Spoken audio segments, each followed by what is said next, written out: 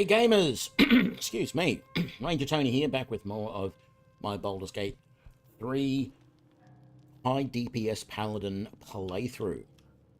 When last we left off, we were camped inside this old temple or whatever it is, and we were just about to rest. Now, this build, as I mentioned in the last episode, or as I mentioned in the intro as well, is a high DPS Paladin build. We're using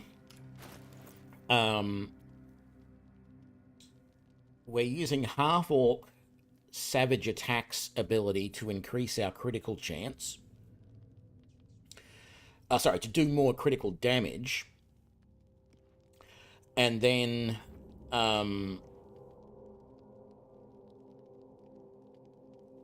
so the first thing I wanted to mention is the wiki that I use for this, the Baldur's Gate 3 wiki that I use, actually says, because I said in the last episode that this weapon, because it does 2d6 of damage, when you do a critical, it's supposed to do, well, the description of a critical is you roll an extra dice of damage. Now, my assumption was that it was actually doubling it, and that when you do a critical with this weapon, because this weapon uses 2 dice for its damage, it would double it to be 4d6, and then adding the savage attacks would add an extra 2d6, being a total of 6d6. That's not the case. Or at least that's the wiki says that's not the case. We're going to test it out today. We're going to try and see what happens, because the wiki says that when you do a critical with a greatsword, regardless of whether you have the Savage Attacks ability or not, it only does an additional 1d6 of damage on crits. So you're getting a total of 3d6 of damage. And then when you add Savage Attacks onto that, it becomes an extra 1d6 again. If that is the case, then Greatsword is not the weapon that you want to use. You want to use a Great Axe or something else. Probably the Great Axe, because I think the Great Axe does 1 to 12 damage. And so the extra... so that would mean that you do 3d12 of damage rather than 6d6 is what I thought it was going to be. You know, I thought it would have been 4d12 if everything worked the way... No, it would have still been 3d12 with the Great Axe. Sorry, yes.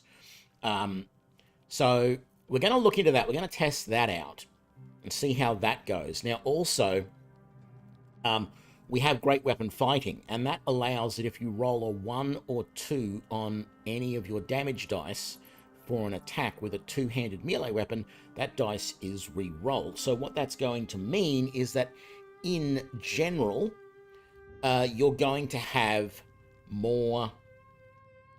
you're going to have more damage. So rather than doing 2d6, so 2 to 12 points of damage, plus 3 in this case, making it 5 to 15, you're actually going to do 9 to 15 points of damage, because any of the low rolls with this weapon are going to be beefed up. Now, if you're not going for a crit build, and if it turns out that this weapon doesn't do 66 when critting as a half-orc, then the Greatsword is still a good weapon to use. The Greatsword in general is a good weapon to use with Great Weapon Fighting, because it brings up your lower end of your damage, and that's something that is going to be very good for you, right?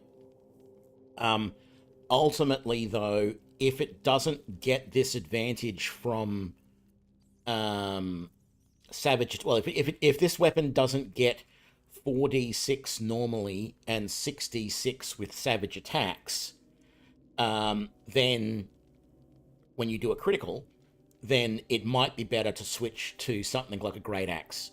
So we're going to test that out today. Now, there was also somebody else brought up in the comments after the stream was finished. Someone else brought up something that was interesting, and that is I probably should have picked the different oath. Rather than the Oath of Devotion, one of the features of the Oath of Vengeance is an ability which I can't remember if I get straight away or not, but it's an ability which allows you to gain for, I think it's like, it might be as short as 3 turns, but it might be as much as 10 turns. But against a particular target, you get advantage. And having advantage is really an advantage, because what it means is any rolls you do twice. So I think it's only advantage to attack. But if you are building a crit build and you can get advantage on attack, you always want that where possible, because it means you'll roll twice, and whichever roll is the highest will be used. So it means the chance of you critting is much higher. So you want that. And there's spells and stuff that we can use that can help with that. So what we're going to do, actually, it might be here that these 2 little side rooms do have some stuff in them, if I remember rightly. And if one of them has the mirror in it, I can't remember if the mirror allows us to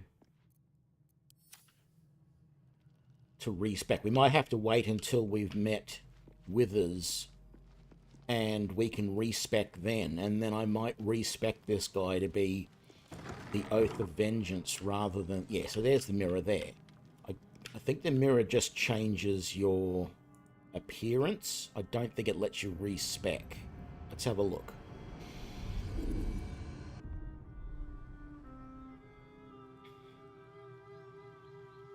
Yeah, this is just changing appearance. So we're not going to do that. When we get Withers, after we finish this little bit of stuff, we'll get Withers at our camp, and I'll go back to the camp and I will respec, and I will get... I will go with the Oath of Vengeance rather than the Oath of Devotion. And that should give us even more ability to crit. Let's talk to Gale.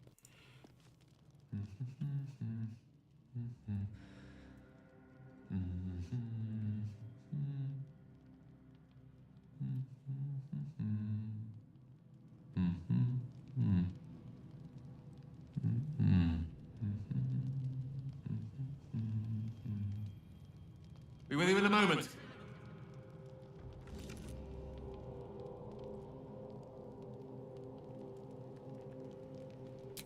Not a trick, my friend. Magic. Be that as it may. Ceramorphosis. What does it make you think of? Spot on. Day 1, fever and memory loss. Day 2, hallucinations and graying skin. Day 3, hair loss and blood leaking from all orifices. Need to go on? Day 4, excruciating pain as the skeleton and organs reform and reposition. Day 5, the host personality has disappeared. Fingers and toes and limbs elongate. I take it you get the picture? Day 6, the flesh around the mouth splits to make way for tentacles. Day 7, a mind flayer is born.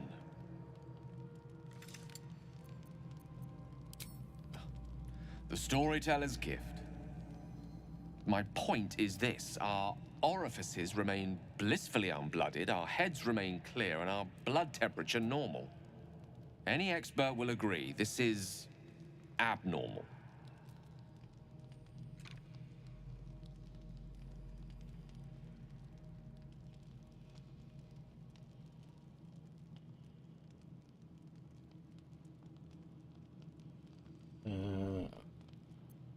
I'll toast to that.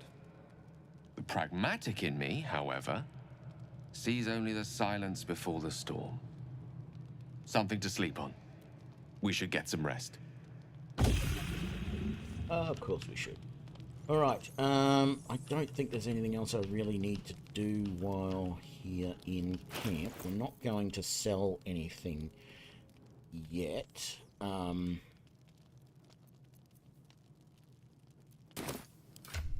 I guess I could put stuff away in the chest that I don't need to have on me. You're carrying a torch. You've got that. Alright. Chest was in here, wasn't it? Yes. Ah, but hang on. There is this stuff. Oh no, we've already been through this. Yes, we have. Very good. We want to keep that just in case. And open up that one. Let's add those to that. And then my inventory as well. Alright. Sort by type, please.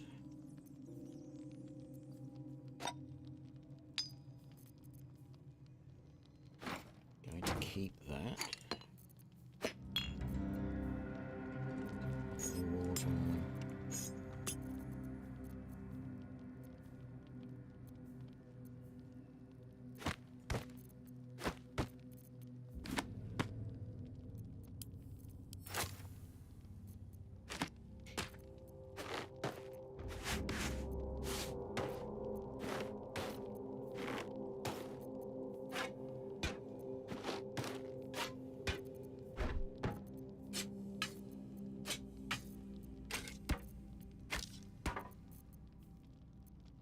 Could just do that. Do I want to put any of that stuff in these? I wanted to keep this painting just in case. I got a feeling that maybe at some point later on we might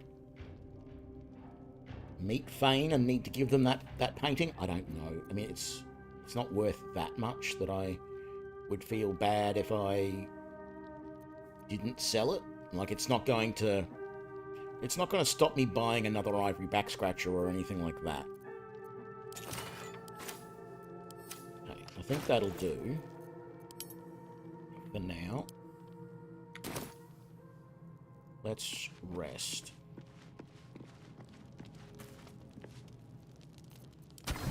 Select, thank you, full rest.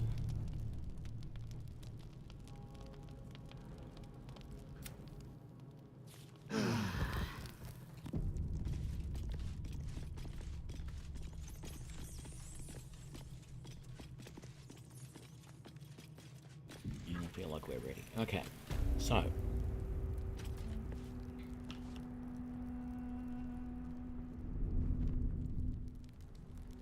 swift as my feet can carry me.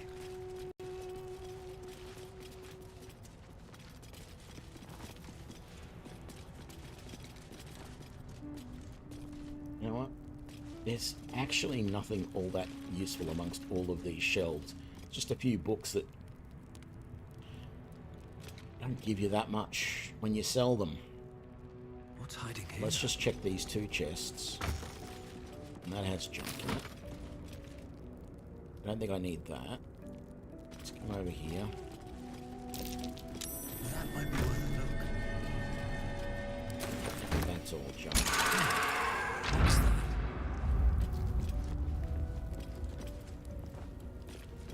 Don't really need to light all this place up, but it's just a habit that I've gotten into in this game.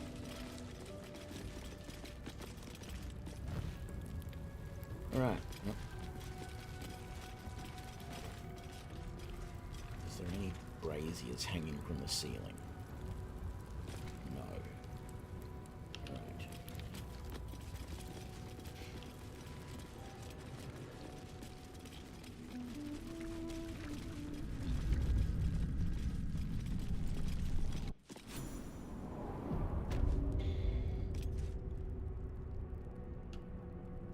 This place wasn't built for the living.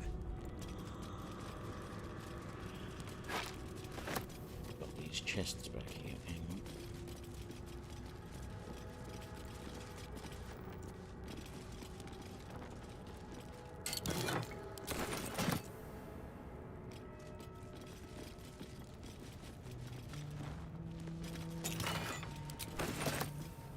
Super important. What's in this one?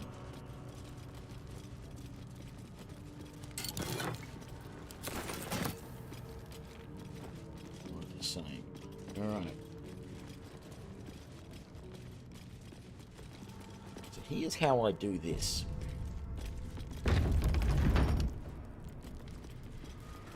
We're all just Trap. gonna run in Be cautious. and do run around here.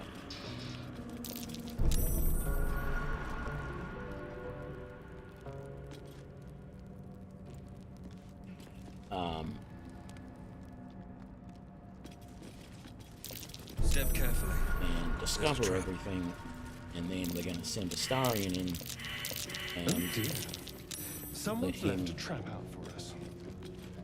see, there's one trap there that hasn't been discovered. That won't be a big problem though if we can. Watch how you go. There's a trap. I spotted a trap. Okay, good. We've discovered all traps bar one right there. That won't be a problem. The main one is making sure you get all of the ones around the walls.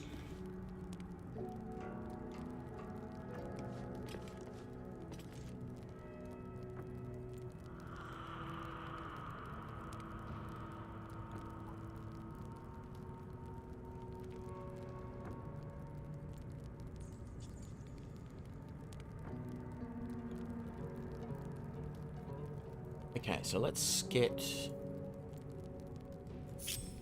Astarion distance off down. by himself. And let's do this.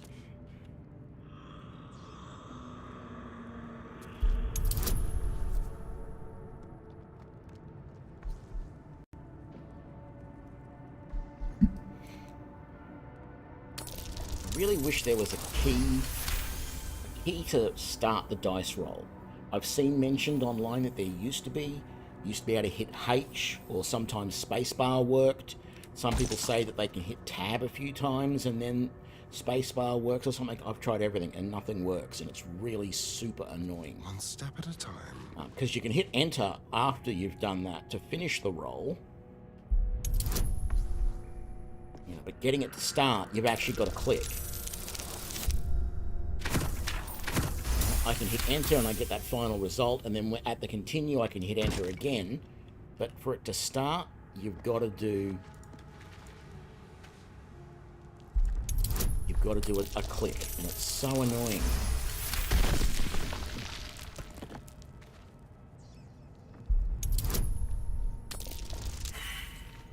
Ooh, critical miss.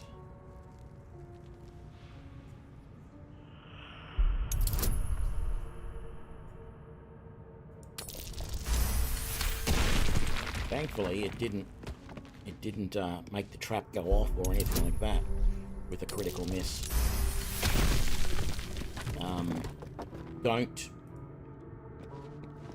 Don't assume that that's always going to be the case, though. There could be some traps later on in the game where if you get a critical failure, the trap will go off.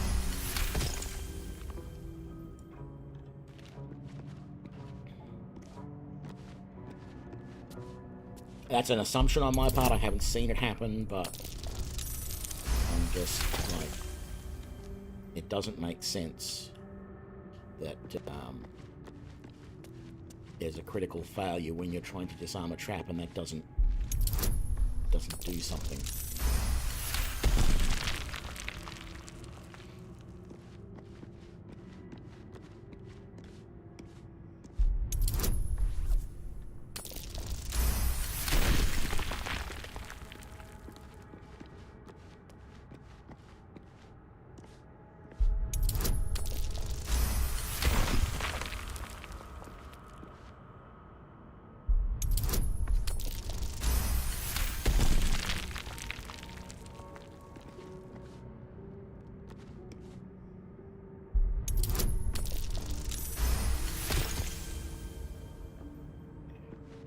trap on this.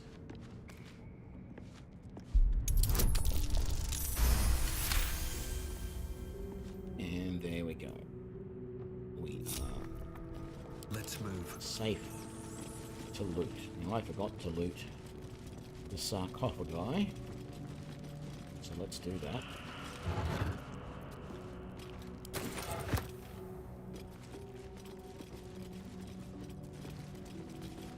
And these boxes in the chest. Nothing there. Nothing there.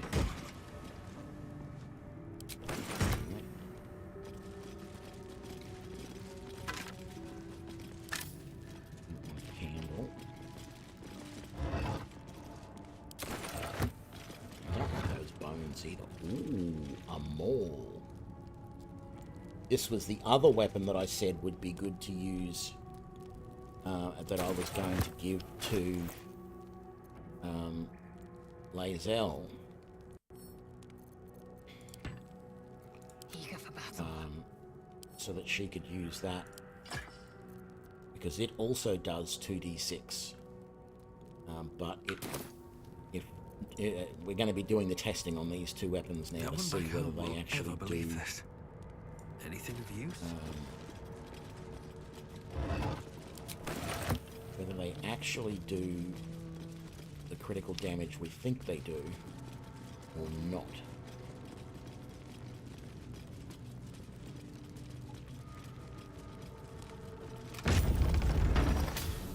Very well.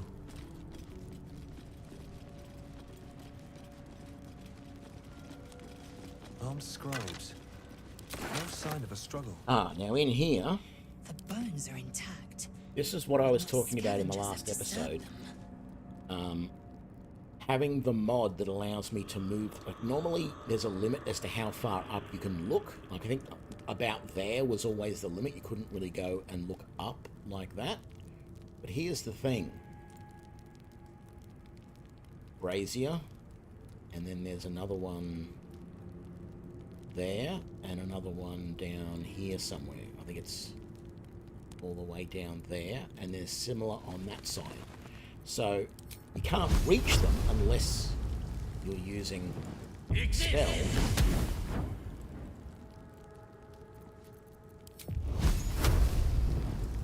But it really helps to light the place up. The lesson is death. I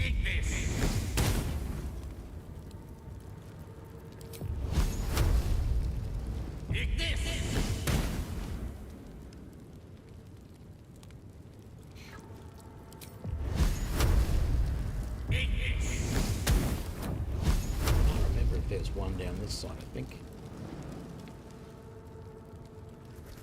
So it doesn't show up with the highlight button. Yeah, I think... Oh no, there is one there. No. Scribe of the dead. Missed. I didn't think anyone still worshipped him. Where is it? Now it's there somewhere. It's not letting me highlight it for some reason. There it is.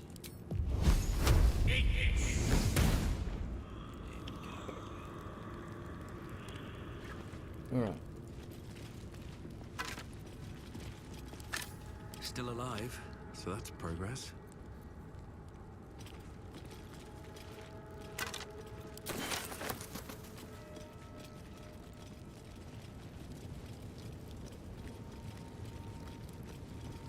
Let's see. I mean, technically we could have used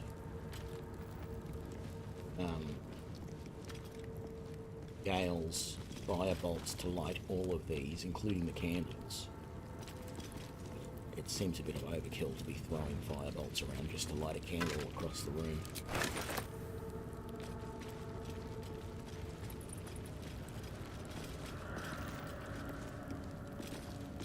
Now, another thing that I've actually tried to do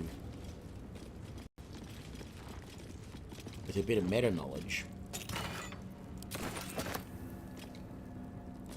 which hasn't really worked out for me before, and I might try it again a little bit differently, is throw some grease down around some of these skeletons. Like, he's got grease. Items. If we, let's just quick save. Where's your grease? Don't have grease?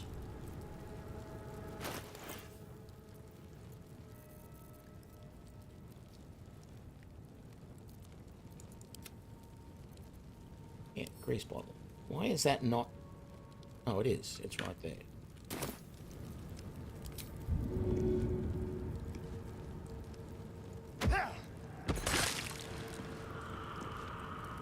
All right. What now?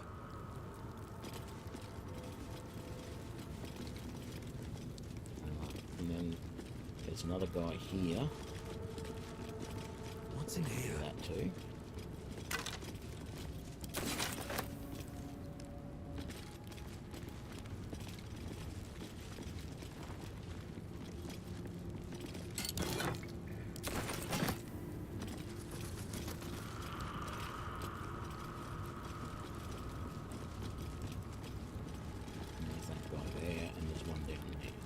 So, I can't remember, does Gale have the grease spell? You have my attention.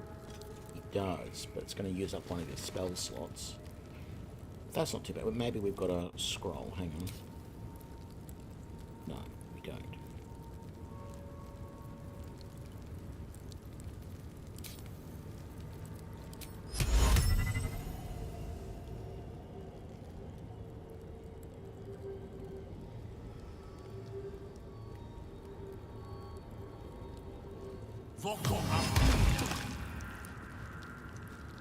No. Maybe if I drop one just right over here, it'll get over. Doesn't look like it greased down there at all. So we might get you. Throw your other grease over there. It basically just leaves this one guy over here that hasn't Still been breathing, greased up. despite everything. That's alright. What's that? And I want to make sure Don't touch me. that Astarion is in stealth Let's keep to the shadows. before we start. Let's just get him to move back there. What to do? And then maybe Indolence breeds madness. quick save. Have a lot on my mind, and well,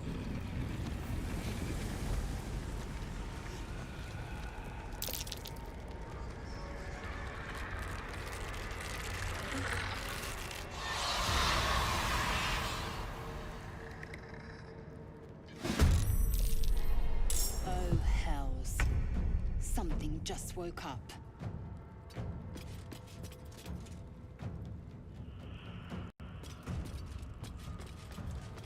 survival is all that matters.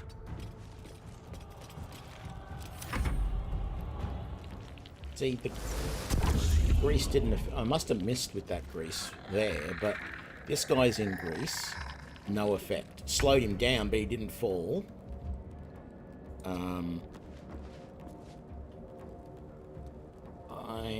And now I'm...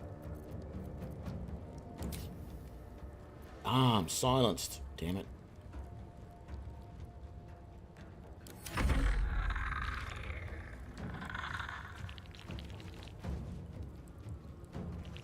Yeah, none of them really got overly affected by the grease.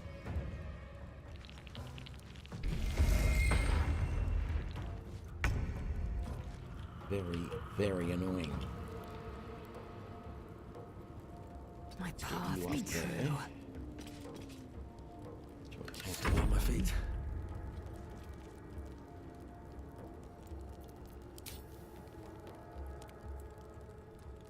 Cleave, pommel strike.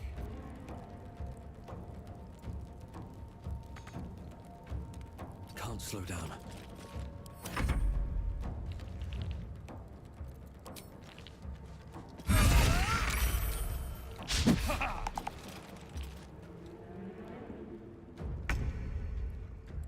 That pretty much proves it right there. So this was a critical hit on the scribe who tried to just run past Lozelle there, and it only did 4d6 of bludgeoning damage, which proves, well, actually two things just got proved. First of all, it proves that it only adds a single dice of damage for those weapons that do, 2d6 worth of damage. It doesn't make it 4d6 worth. Actually, no, that doesn't. No. This is Lozelle. She doesn't have the Half-Orc ability. This might still work. We've got to see a crit happening from me, because that's correct. 4d6 of bludgeoning damage is twice the damage. The wiki said that it would only add, it would be, the wiki was basically saying that would only be 3d6 of damage, not 4, because it only adds a single dice roll.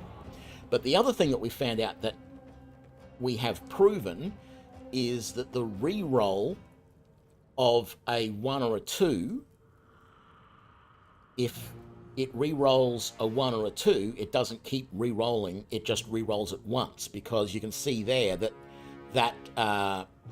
the 2 that's crossed out, the 1 below it, that is the re-roll of the previous one, and it rolled a 2, so it kept the 2. So, I mean, that was what the rules said, and that's what I pretty much expected it to do. But yes, it is interesting that we now know that works. Target is too far. Well, you can walk to there, surely, and then cast the spell.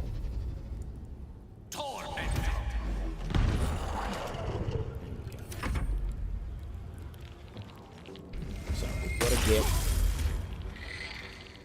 got to get my character, Athos, doing a critical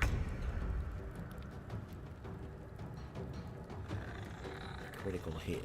No time to waste. Come on, can't stay idle.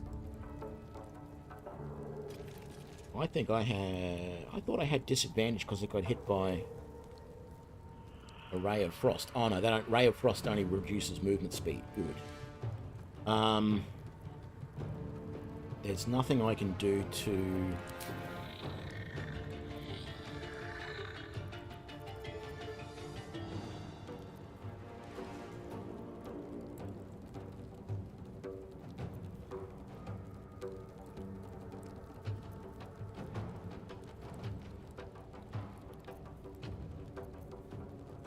I'm just going to use a normal Divine Smite on this guy.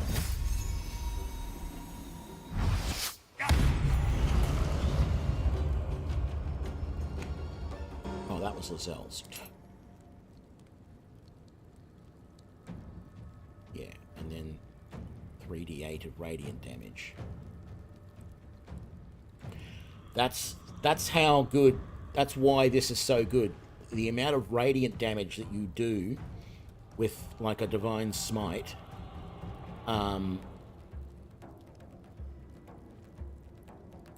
particularly against undead and fiends. It would have only been 2d8 against anyone else, but against an undead it was now 3d8.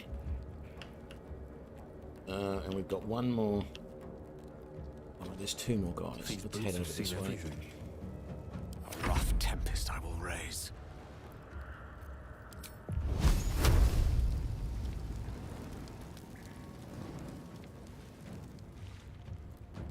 Step by step.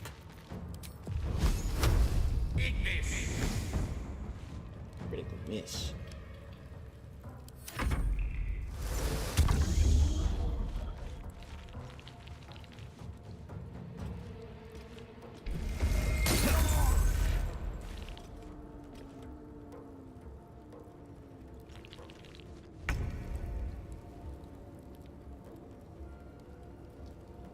on the move.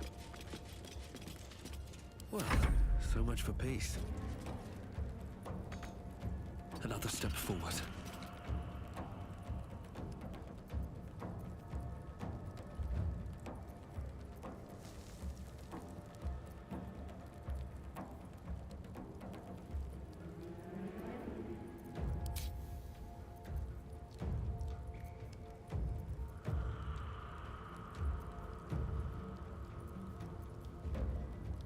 I think I need to learn... Was it Bless, maybe? Maybe Bless is the one that I want that gives Victory's some of assured. my companions, including myself, With ease. the ability to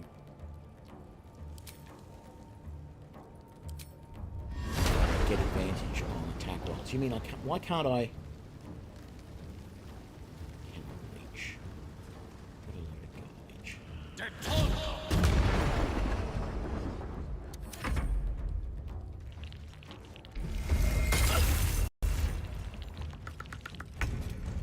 I guess we're not going to be able to find out in this. My path be true. Time to push my luck again. Because even dashing, I'm not going to be able to get close enough to At the ready. power to hit and maybe critical. Mistra Rill. Outflank. Outsmart. And I've only just realised that Astarion, because he was in stealth, has not even joined in this battle. That's one thing that I find really super annoying. Is you can put someone in stealth like that, and they don't end up in the battle until, like, if I now go and click on Astarion, I can now move him, and he can join the battle. But what ends up happening is I can do sort of almost anything I want, and I'm outside of battle, and then I can get close enough, and I could get him to shoot there and end the battle. I don't want to, because I want Athos to be able to make the attack and potentially get a critical, so we can see what's going to happen. Try me. Corpses are better fighters than many who draw breath in this world. Yeah, that wasn't a critical. Curious. Relics are wasted on bones. We can make But yeah, it's super annoying. We're there as a party. I can understand if I had Astarion broken off so that he's separated. But if one member of my party is, or multiple members of my party are in stealth, and some aren't, and combat is initiated, it doesn't always bring those stealth people into the party, and that is super annoying. G'day, Andre. So yeah. Well, we haven't been able to determine yet whether the greatsword is as good as I thought it was. Let's get Withers in our well, not in our party, but let's get Withers sorted out. And get out of here. A lot of effort to hide one sarcophagus. Let's put that on straight away.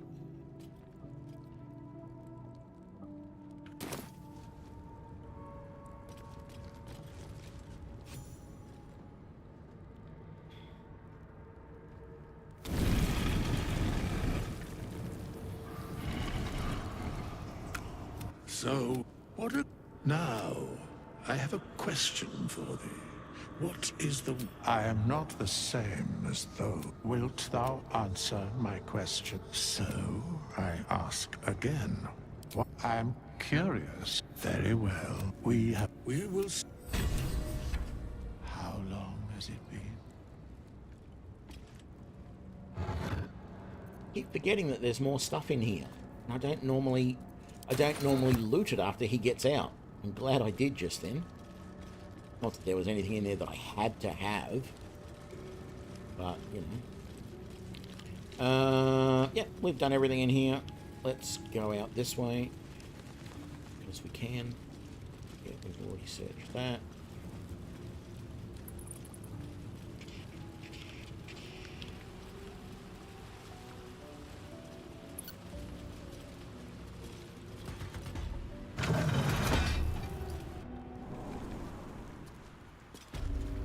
just got out of the chapel at the start of chapter 1. We are How much farther can I go? going to head back to the Druid's Grove.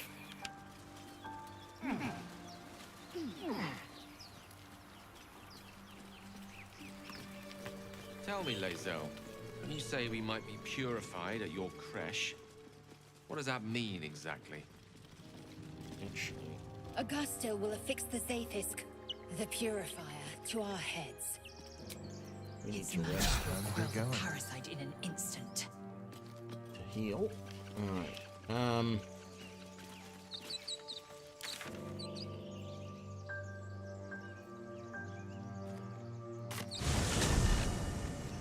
as well just use that fast travel.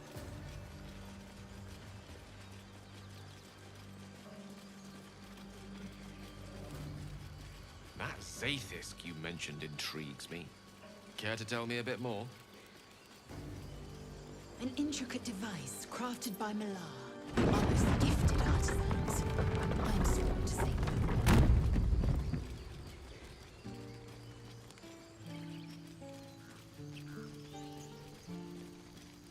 No, we haven't found Halcyon yet. We've got to go to the nearby village that's been abandoned to do that. We also haven't been down into the actual middle of the camp and spoken to the Druid down there who is running things at the moment, which we're just about to do, and then we'll go and try and rescue Halcyon. What we're doing at the moment is I had found on a wiki that said that when you do a critical with this greatsword, it doesn't actually do 4d6 of damage, it only does 3d6. Because it's supposed to double your damage, but the rule the rule as it is written about critical hits say that it does an extra dice roll of damage, which is a bit ambiguous. I think it says you roll 1 extra dice for damage, which is a bit ambiguous because there are 2 weapons. There is the Great Sword, which does 2d6, and there is the Great Maul, which does 2d6. Every other two-handed weapon, this spear, for example, is technically two-handed, although it's versatile. It does 1d8. Every other two-handed weapon does a single dice, whether it's 1d10, 1d8, 1d12. So the great axes do 1d12. And so, from the point of view of maximizing your damage output, using the great sword or the maul is a better option, particularly when you're using the great weapon fighting, because you re-roll a 1 or a 2 on your damage dice, which means if you're rolling 2 dice for that, that's bumping up your minimum damage by not 2 points, but 4 points per attack. In general, it won't always happen because you can re-roll that dice and it can re-roll as a 1 or a 2, right? But I don't know all the statistical stuff, but I know that pushes the average up for most of the time. So, yeah, and then when you do a crit with those weapons, the rules on criticals say that. So let me see. Does this critical hit thing here talk about the rules? When you land a critical hit on an attack roll, your damage dice is doubled. Okay, so that does say doubled. That is good. But there was somewhere else where I was seeing a definition of critical saying you add an extra dice. I think it's So this says when you land a critical hit with a melee weapon, you deal an extra dice of weapon damage. So what we want to find, the wiki implied that the great sword and the maul with savage attacks from a half-orc only did 4d6 of damage, not 66. Now, we just saw Lizelle do a critical hit with her maul, and that did 4d6 of damage. So that should mean that the half-orc savage attacks should do either 5d6 or 66 of damage. And that's what I want to see. I'm trying, I mean, you know, it's just going to be a matter of luck now to see how often it can happen. But we want to see Athos, our half-orc, do a critical hit with this weapon and see if he does 66 or 5d6. It doesn't really matter whether he does 5d6 or 66. It's still really good damage. And then when you put the Divine Smite on the top of it, which is doing an extra 2d8 of damage, and even one more d8 of damage if they're a fiend or an undead. And that number, by the way, goes up as my levels go up. Not every level, but I think at level 5 or 6 it goes up to 3d8, and eventually it goes up to 4 or 5d8 is the maximum, I think. So the Divine Smite damage does go up over time as well. So we're just trying to work all that out. The other thing I'm going to do right now, actually, now that I remember it, is we're going to go back to the camp, and we're going to go and talk to Withers, the skeleton over here. Seems like a good moment to talk. We meet again. I shall be here in thy camp for whenever thou hast need of my services. Amend should thou or any of thy compatriots a matter. Okay, let's change my class. I don't actually want to change my class, but what I want to do is change my devotion to the Oath of Vengeance, because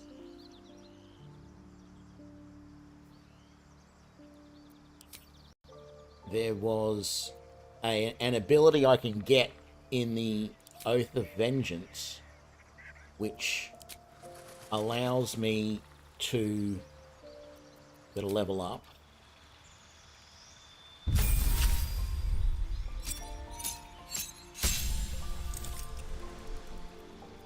So I want the Great Weapon Fighting Style still. Oops, I didn't pick my spells properly, that's fine.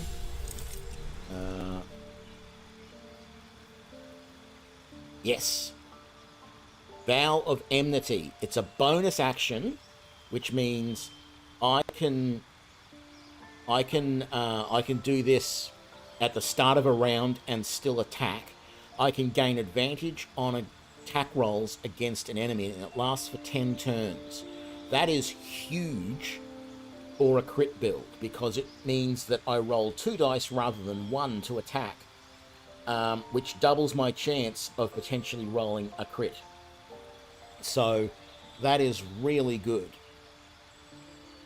Yeah, and if I now that I'm at this point in the build, my next level, I'm going to take a level of fighter, and I'm actually going to go 3 levels of fighter, and I can then choose champion, which is what I've spec'd Lizelle as.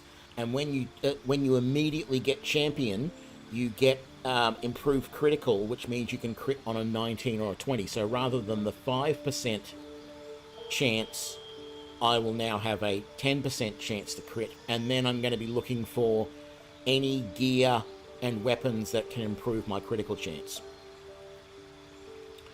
So I want to prepare my spells now.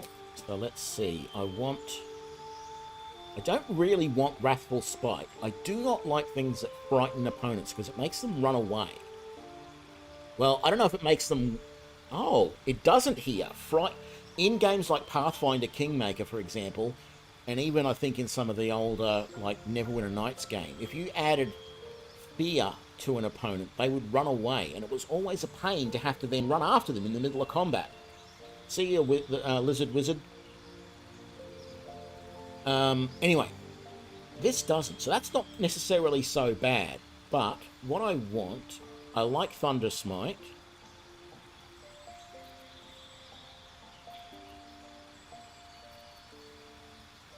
I'm going to take that one, definitely. I don't think I really need Cure Wounds. I mean, I'm playing on the easiest level, so we'll see what happens there.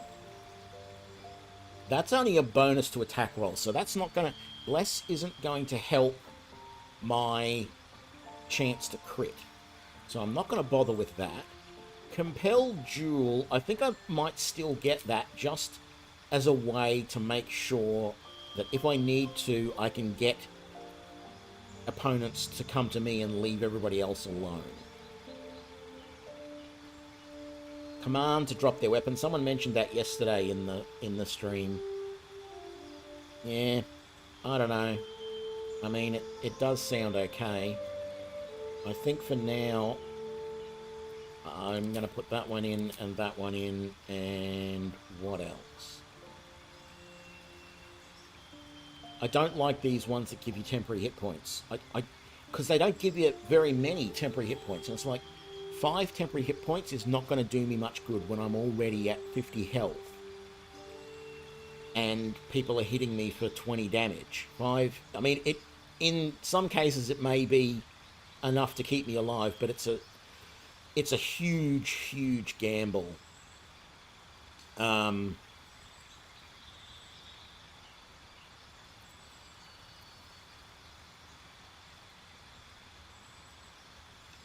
I just don't like concentration spells.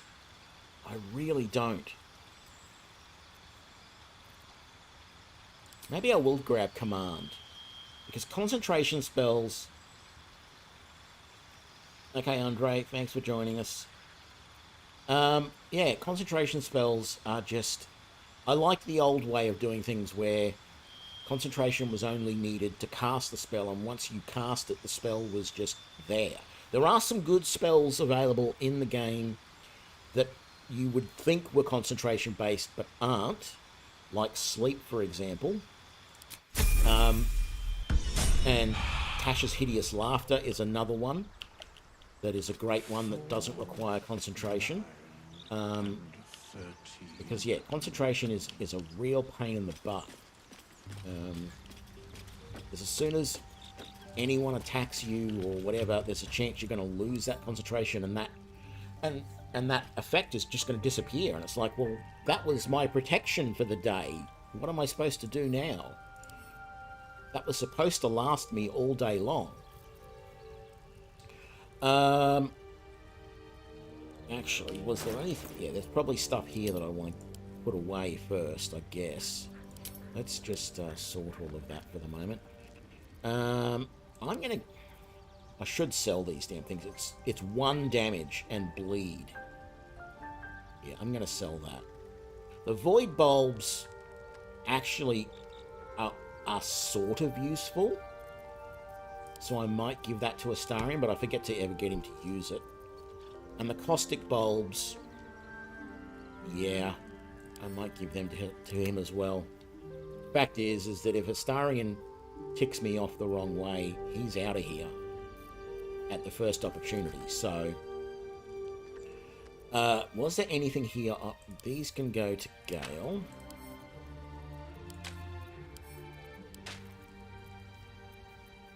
That poison can go to Astarion. Again, I wish he could use those automatically.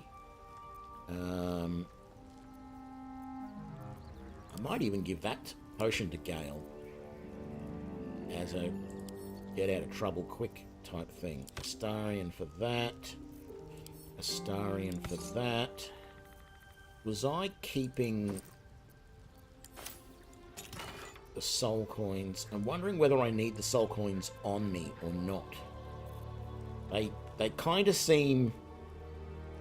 They can empower infernal engines. Now, the one thing I do know is that Karlach has, or whatever her name is, she has a infernal... No. Is it her that has the infernal engine, or is it... Yes, it is. Gale has a Netherese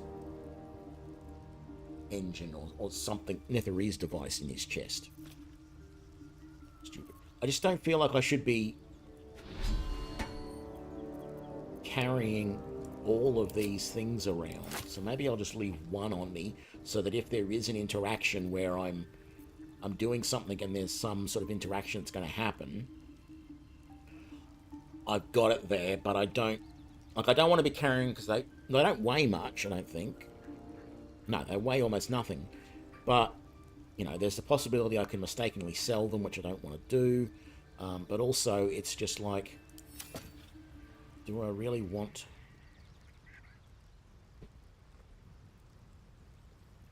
Do I really want to have them on me all the time?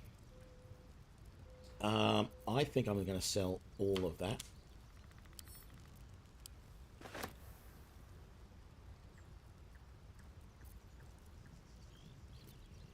Yep.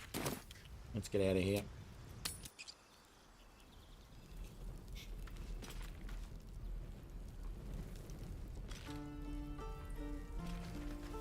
Need anything else? Of course. But please, remember.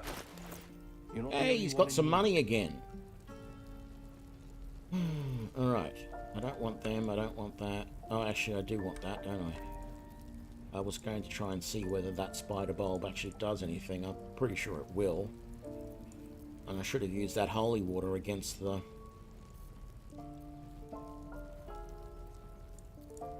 skeletons we were just up against. Leather gloves, leather boots. Don't need any of this stuff.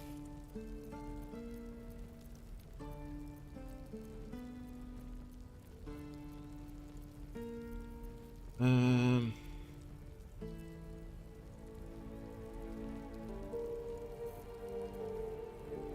don't want the potions of feather fall.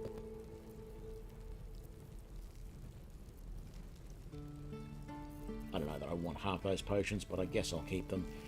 I bet you can't afford all of this. Of course not.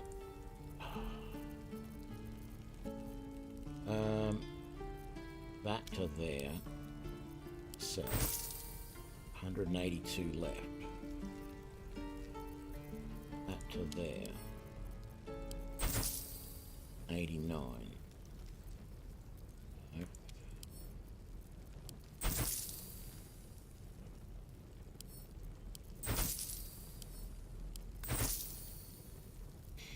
Okay, I need to buy something. I don't need to buy something, but if I do buy something, I can sell more to him.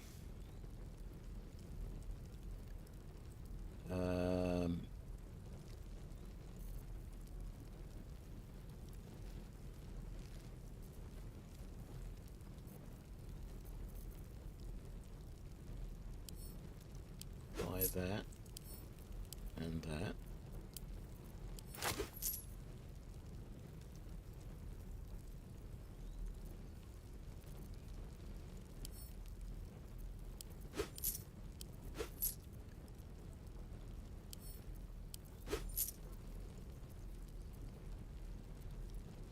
Might as well just buy all of these camp supply type items.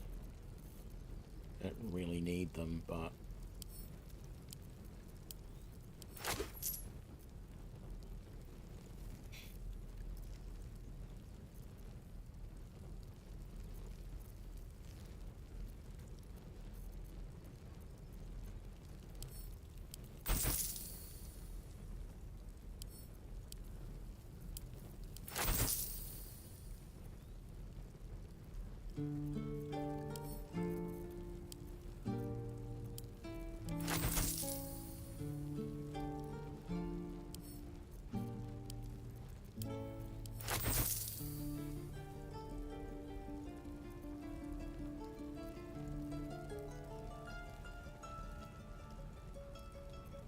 I don't think there's anything else I really want to buy from him.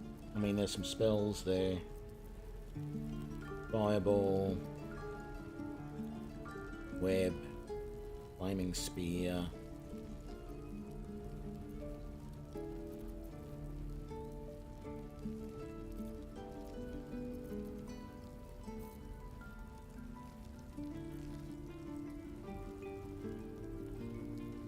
It's really annoying that it costs 50 gold to 25 if you're a specialist mage and it's in your class, but it's really annoying that it costs 50 gold to memorize it, to learn a spell from a scroll.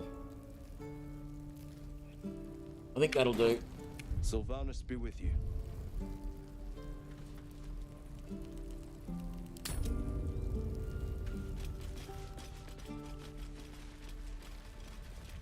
So, I'm going to come down here to this guy and sell some other stuff. I'm just tempted to see if he has a great axe. Buy. Looking for steel? I have, well, something close. Does. I'm tempted to buy that and give that to Lazelle, and then if the two-handed sword doesn't work the way I want it to, if it doesn't do with my savage attack, if it doesn't become 6d6, it only stays as 5d6. I'd have to do the math on that. 6d6 with greater weapon fighting, I said, was a minimum of, well, what are you saying, 5, 7,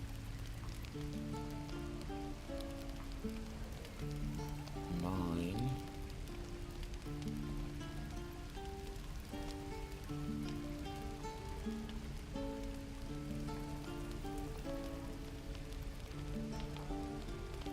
no, it's not going to be 9. Hang on. So get rid of the, so it's 2, what's 6? 6 sixes are, sorry, 3 sixes are 18, and then 3 is 21. So it would be 21 to 36 damage, sorry, to 39 damage with the great sword. I think that's right. So it's not going to be, it's not going to be 2, 4, it's not going to be 6 to 36, sorry, 9 to 39 points of damage, because that is what it would normally be. No, that is what it would be, and then there's the bonus from the great sword, which means 1s and 2s potentially get re-rolled, which they won't always get re-rolled, but if the average is, rather than 1 to 6 or 2 to 12, it's actually 6 to 12. Yeah, per dice.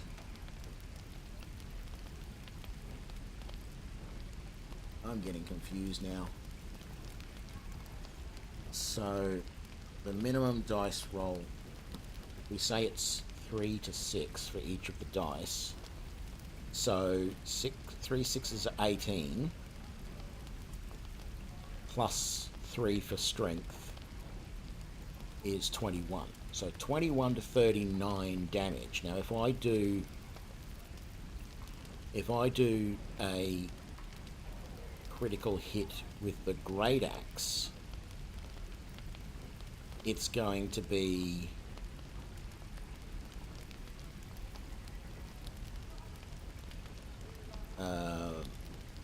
9 to 39 damage. So the low end is a lot different. If it only gave me, if the savage attack only gives me +1 hit die, +1 extra rather than 2 extra d6, it would, rather than it being 21 to 39, it's going to bring all of those damages down by 3, basically, which is okay from the low end, not okay from the high end. It's almost gotta work, but I do want the great axe because it's, well, no, the maul is better, even for Lozelle, who doesn't have savage attack. With greater weapon fighting, the maul and the great sword are just better all round. Yeah, okay. I'm not gonna buy anything. I'm just gonna sell all this stuff that I don't want. That. Those. We don't want. Let's sell that first. That's just in the way. Now, we don't want that. Or any of that, or that. Oh, and I said I don't want some of these potions, really.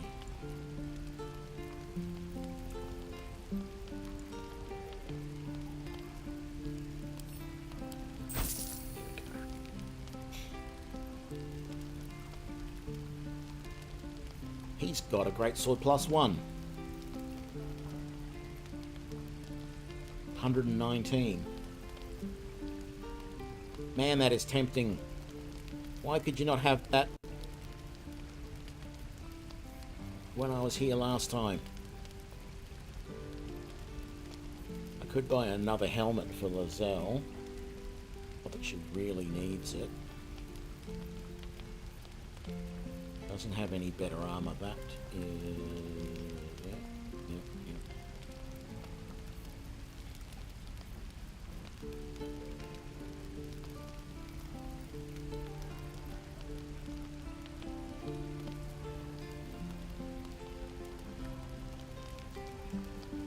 Chain mail is better than ring mail? I suppose it is. I think Lozelle's already got Assume nothing. armor that is as good as that. No. But she's got armor that is already as good as my ring mail +1.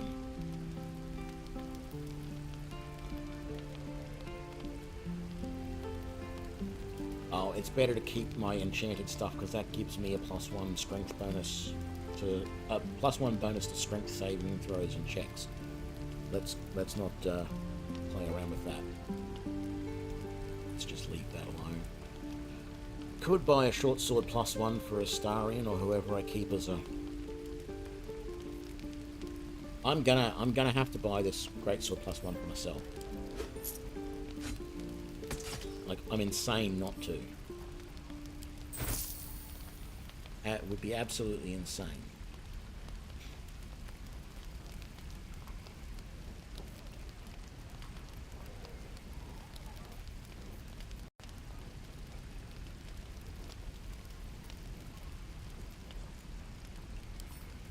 And yeah, let's buy that for Astarion. I mean, he's not going to use it very much, but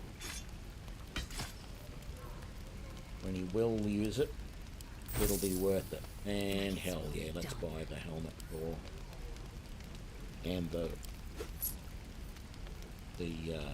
metallic gloves. Actually, they look slightly different. Oh, I don't have those. Oh, enough waiting. I crave blood. Alright.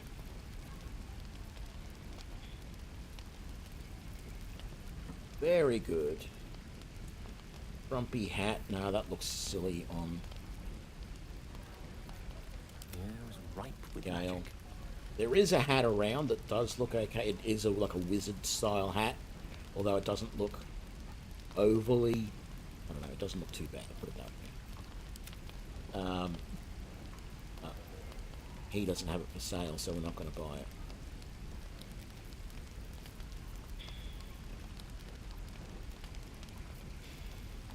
Alright. I think that's good enough for now. I don't think there's anything else I really need to do. I mean, you've got a helmet already. These gloves aren't going to actually provide any benefit to you. So there's no sense in buying them. I could buy the padded armor +1 to give you a little bit more protection, but quite frankly, I don't know how much longer you're going to be in the party, and I would have to make sure I grab any of the gear off you first.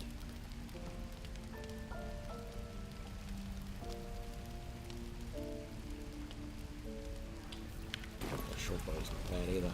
Okay. Hells take me. What I wouldn't do for better tools. I don't know if I've talked to these ones or not. You! Saw you fighting that fence. Best to fill your belly now, while we still... What'd I do for some salt? I think there's something weird about this. If it isn't the talk of the camp. Auntie It's a Ethel. rare... There's an op. Auntie Ethel will sort you out. I've lotions and potions galore. Aha! You take a sup of that and you'll feel right as rain. As you down the potion. I swear you're still as peaky. Oh, I want the wife. But I love it. what is it, Petal? What's wrong? As you recount your advent. I've ne'er a potion or lotion here that could do it, but you'll have... Let me mark it on your... Now, do you need anything? I have a few odds and ends for sale. Hey, bother. I think she's a hag or something. I don't know.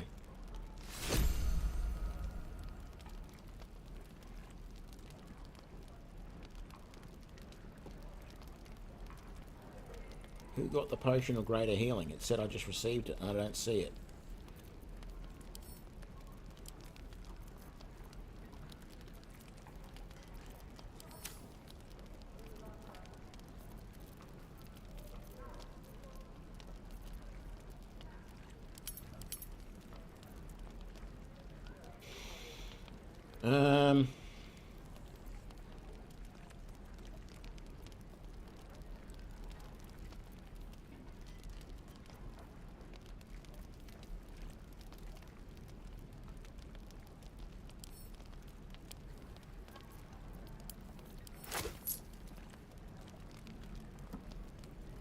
Might as well buy that, just in case.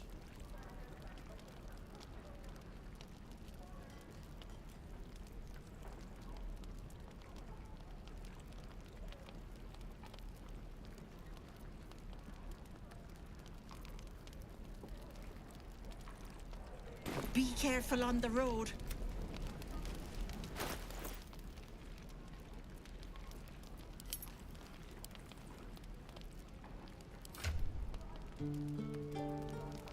Yeah, I thought it said that Die if I she let the road gave come me reeking a of this potion place. of... Never get the smell of my clothes. I'll have to burn them. Oh, maybe it was a sip that we had that was... Oh, that was us resting.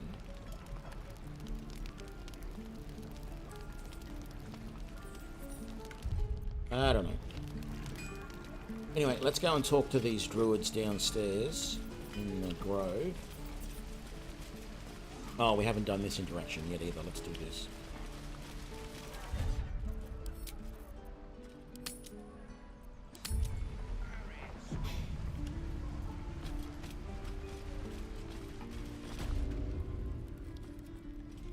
You ain't gonna shoot me.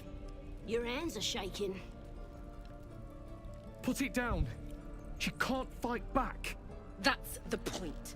Get out of the way! She didn't kill your brother, Arca. You're better than this. Shoot before you lose your nerve, Tiefling. If you ever had it to begin with. I didn't ask for you to say a damn thing! Keep out of it!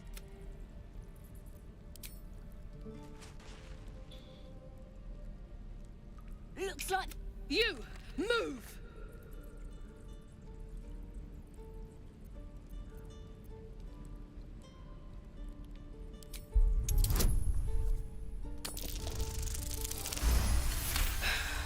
You're right. Damn. Why do you care if a goblin lives or dies?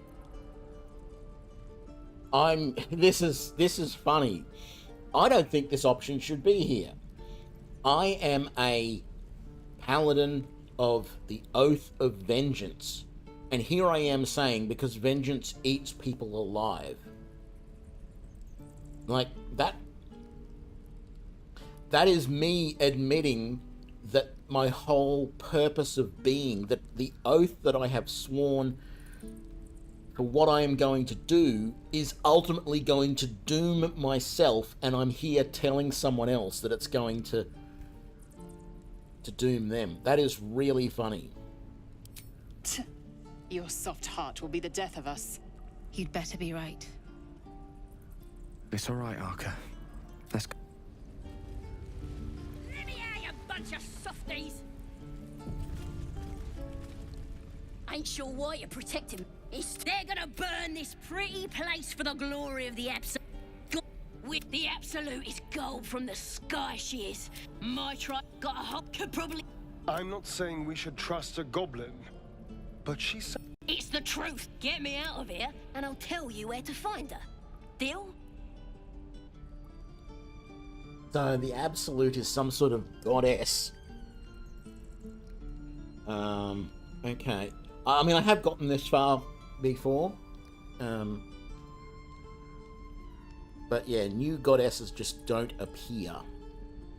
Well, I mean, they can, but they don't. Suit yourself. Looking forward. So Gale like my Believe it actions or there. not, but I witnessed a similar standoff back at the Yawning Portal.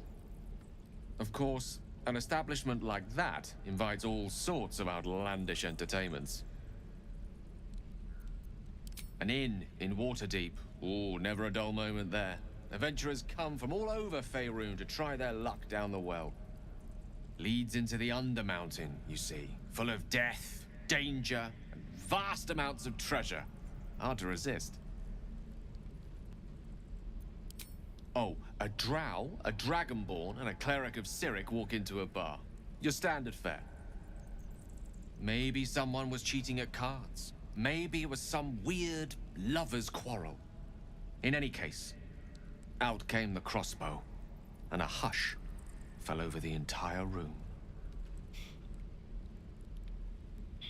What happened next? I stood up and yelled, "Shadow Dark Ale for everyone!" The crowd cheered. The tension drained into 6 tankards, and soon all was well again. In a place like the Yawning Portal, the most powerful magic is calling for a round of drinks. Mind you, all I did was call for ale, but you went and stood in front of that crossbow. I'll drink to that. Glory! Every last one of ya! Alright, so we've done that. What's in these? Oh, that's right, nothing.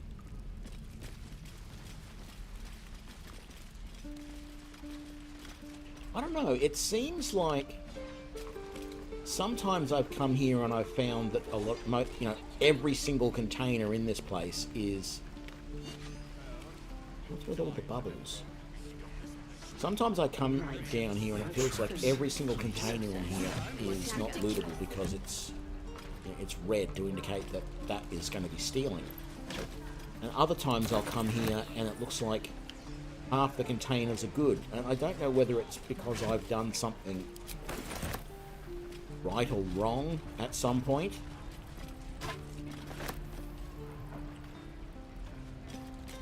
I don't know. Whether I'm imagining things. What does the bedroll let me do? Does that let me...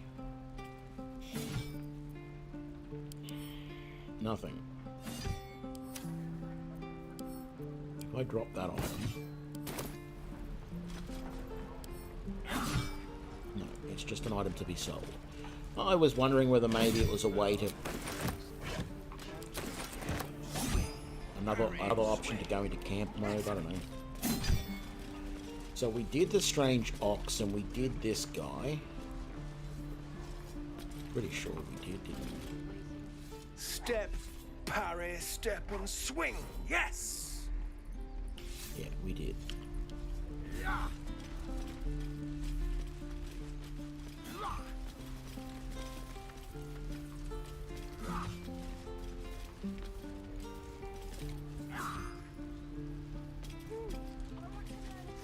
is sitting on. I thought maybe it could be moved and there was something underneath it. Oh look, metallic gloves.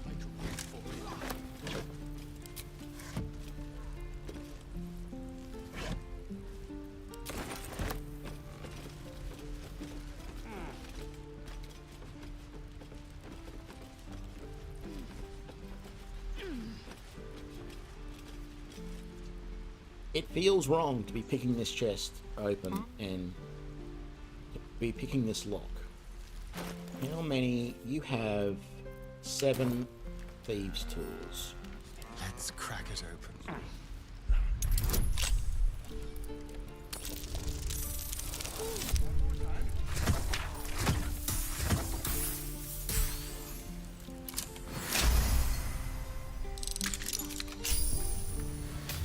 Used thieves' tools. We still have 7. No one stops I me know yet. I've seen it actually use them up on my character. Show me again? Not now. We're When it working. shouldn't. Remember? Please, let us through. It is forbidden. Let my daughter go right now! Let's talk to these guys. We need to get Arab. You heard the I'd sooner trek through the 9. Arab. Now Arab. Breaking into Druid chambers to steal. Thank you. Hurry! Alright. Do all the damn rituals you want. We're not leaving.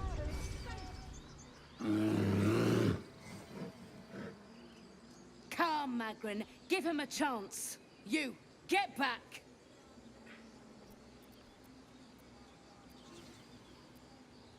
No, and you'll find trouble. A moment, Giona. What? You. Apparently. Oh, let's do it. Let's talk to Volo.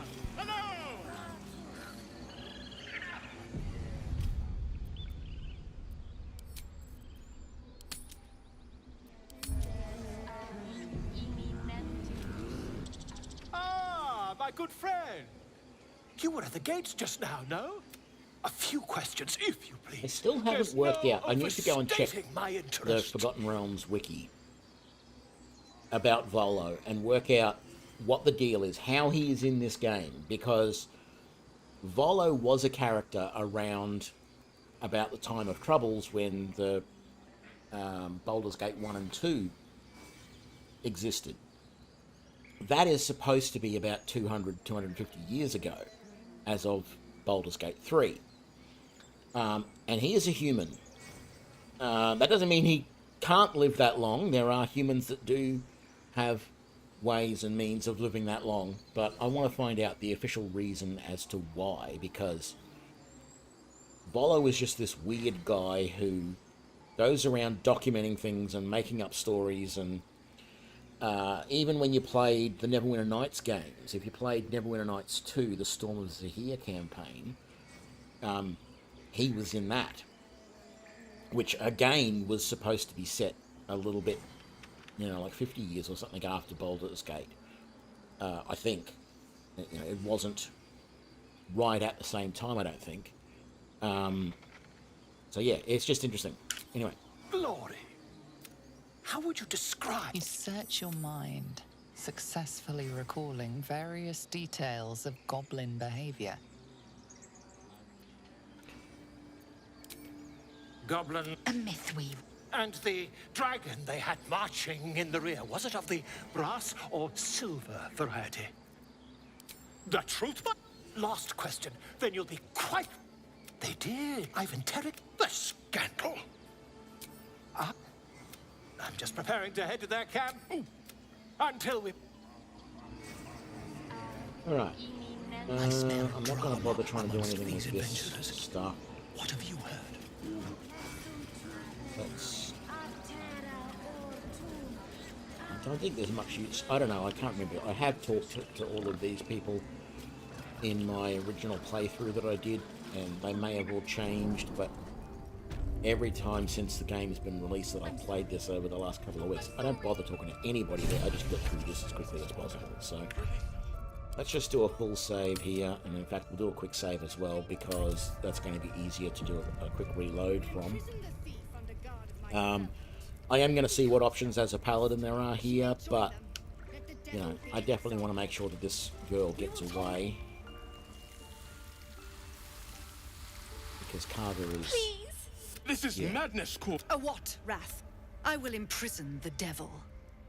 And I will cast out every stranger. Girl, she eats up Wrath and keeps it. Come, Court. Do it.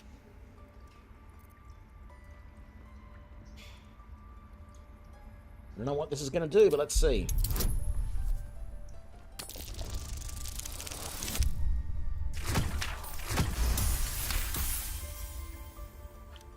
Very well. I'll defer to your ruling. My circle has offered grace to these outsiders. We gave them shelter from storm. We nourished their bellies. In return, these devils lured in a horde of goblins. And their spawn stole the one relic that might keep us safe. We've taken back our relic. But I will keep the fiend caged till our protection rite is complete.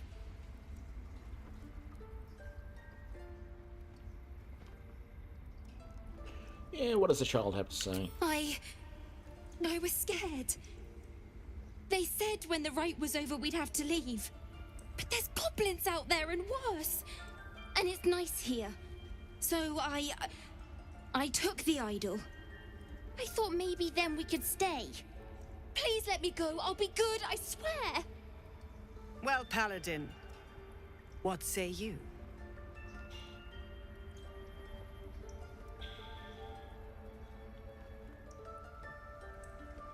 Interesting that I can pick any of these.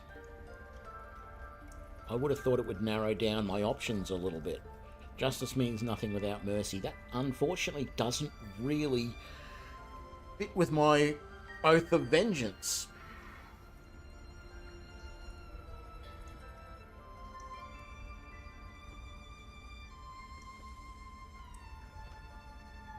I'm going to go to the second option because I've got a feeling if I pick the first one, it may actually cause a problem with my oath of vengeance.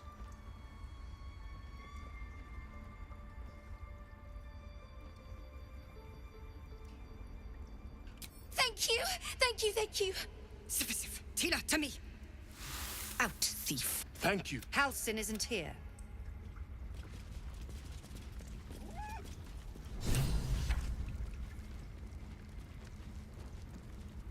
I should speak up. You did well to speak up for the girl. That snake is fickle. A tragedy prevented. It's one oath to stop terrible deeds like that. Monsters like her. Well seen. Well spotted. We've let a Master help. More will die if the rite is finished. Would you? Sylvana, Halsin, you won't mistake the... She failed. That's what matters.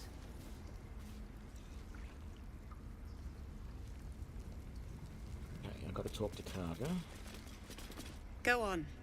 Say it. Yep. Yes, you a vipe. No matter. I took back the idol of Sylvanas, and mine perished. You showed. I want you to prove there to be God. The Viper must strike.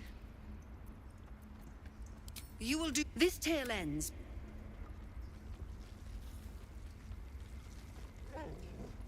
And now we go and talk to Nettie.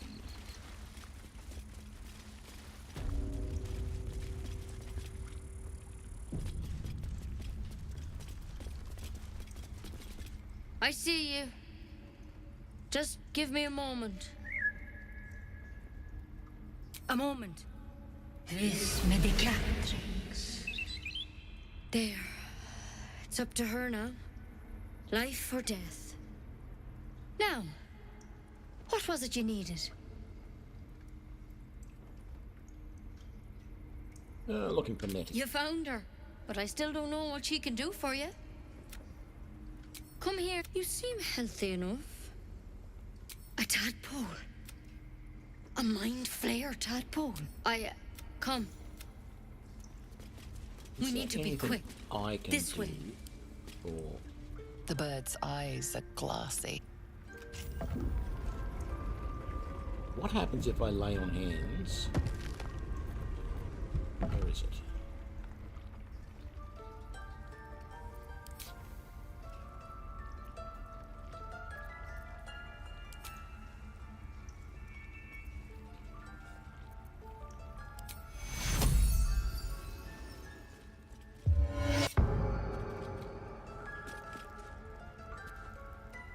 The bird's eyes are glassy. Okay. It really didn't do much, and I wasted one use of lay on hands. So I'm going to reload that. I was curious to see if I could do it and the bird would up and fly away, and I almost felt that if that happened, Nettie might get a bit angry with me for, you know, disrupting the balance type of thing. But no, we'll see what happens. Well, we now know. That's what I mean. The bird doesn't just get up and fly away. So.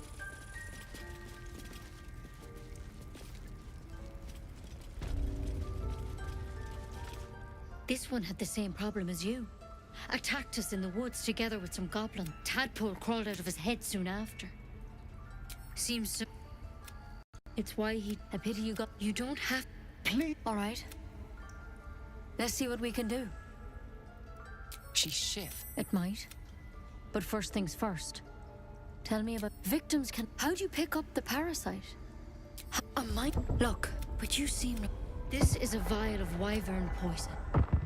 The thought? I don't... I'm sorry. Now, do I have your word or not? I hope it doesn't come to that. You know, Master Hal, because you should all be changing.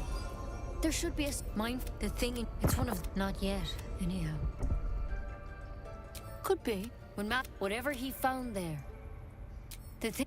You... If you can find Halson and get him out of... Thank you. I wish I could tell you what happened out there. All I can... Good luck out there. Right. One step at a time, Nettie. Come on. Tiring business, isn't it? Why don't we take a little break? Allow ourselves a few... We've been on... Ever since you were... The way you got... In short. The reason... You see, I have this... The specifics of... What it comes down to is this. I can say no more on... Just trust. It's been days since I last conceived. That is why I turn to you. I need you. We've already done... You know if you're... There'll be danger involved. Or great cost. I'm sure as do our... I hope I can count on... So the wiki suggests that there's actually... It used to be... Although the wiki... Could be wrong. Apparently it used to be that you had to find some pretty powerful artifacts to give to Gale to... cure his condition, but now apparently you only need like 3 magical items and they don't even have to be all that powerful, and it actually tells you on some of the items Gale can absorb this item's magic, destroying it. This one, no. What about my sword? Doesn't say. That one doesn't say. It's just underwear. But yeah, so some of the items will tell us. So there are some items that are just sort of ho-hum, yeah, whatever. And I'm not going to use them, so they'll go to Gale. Find our master. Return to me then. Alas, I've never learned to converse with your kind.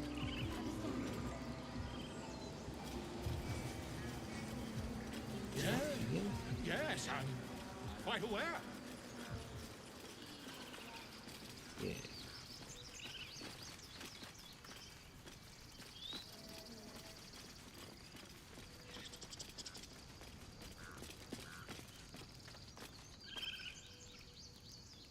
Dance upon the stars tonight. Change? No. Damn it! No, at the hands of this bloody song. I can't... True, but when you're stuck and it's just getting worse... Thanks. I'm not going to try and tell her how to sing. That's locked. Yeah. Do your thing, please. Oh, for a skeleton king. Should still have 7 lockpicks.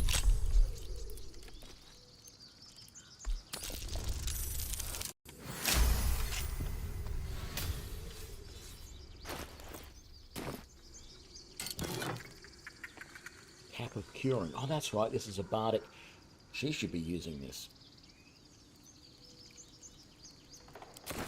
Yeah, the graphics is really nice in this game, I've got to say. They've done a good job on it. There is some things that aren't... Well, it's not the graphics. I said it in the Best be on my way. in the stream yesterday. The thing that annoys me is they spent all this time creating really good graphics. The NPCs are really well voiced. It's really nice. You've got so many customization options when you create your character, and then there's only 8 voices, 4 male, 4 female, and they all sound so similar that it's like, what's the difference between these? Like, there's none that are like, they're all sort of at the same pitch and tone. I don't know how to explain it. I'm not into that sort of thing, but you know, there was none that was like a really high-pitched voice that you might think would work well, or a higher-pitched voice that you might think would work well for someone who's, say, a halfling or a gnome, because you sort of expect them to have a slightly higher pitch in their voice. There was no really gruff, deep voices that you would think would work better for half-orcs, or for even just someone that you wanted to be a big, burly, sort of gruff-sounding character. I mean, I remember, you know, you play the Baldur's Gate 1 and 2, you play Neverwinter Nights 1 and 2, even Pathfinder Kingmaker and Pathfinder Wrath of the Righteous, and the number of vocal options that were there for the characters was really quite good. You could have people, and they actually had descriptions in some of them about, you know, this is the power-hungry wizard voice, and this is the bold adventurer voice, and this is, you know, the coward voice, and all this sort of stuff. This game, there's literally just 4 male, 4 female voices, and they sound so similar. It's just like you've gone to all this effort to put this game together that looks beautiful, and that's what you do for the character voices. And I mean, the NPCs themselves, they've all got, you know, very distinctive character voices and everything, but not you. And it just blows my mind. It really does. Let's go and have some fun with some harpies, shall we? Is someone singing? It's beautiful.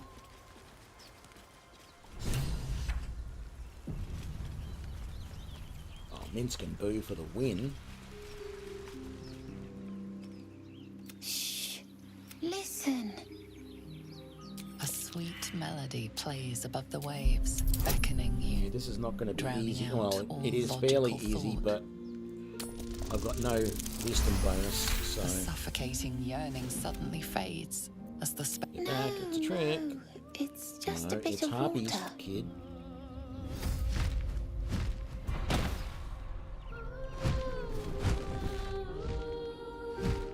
Yes, everything's gonna be fine once I... Alright. No, I don't want you to do that. What I want you to do is switch to crossbow, please. Which you have, good. Now... Are you in the sight cone? You are.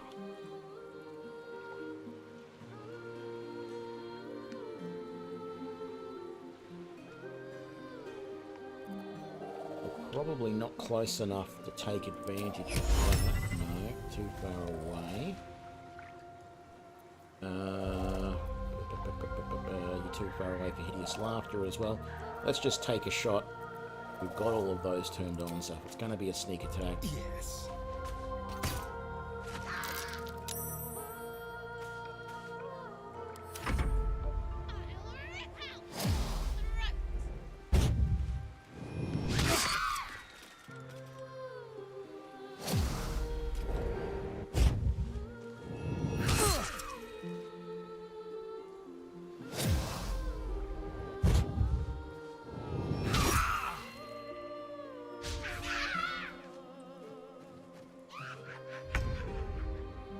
you did the worst thing possible. You just ticked off Gale and then ran away.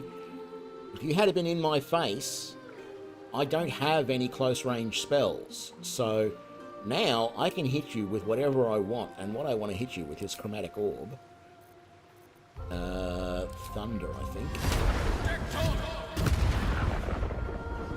Did that actually hit? Yes, it did. It didn't kill. That's fine.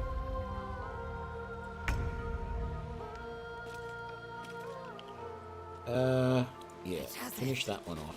I don't want one behind us. Thank you.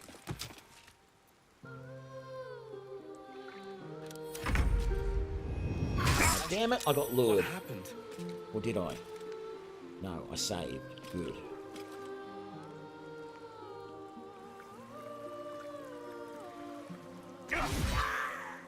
Yes, please. Divine Strike.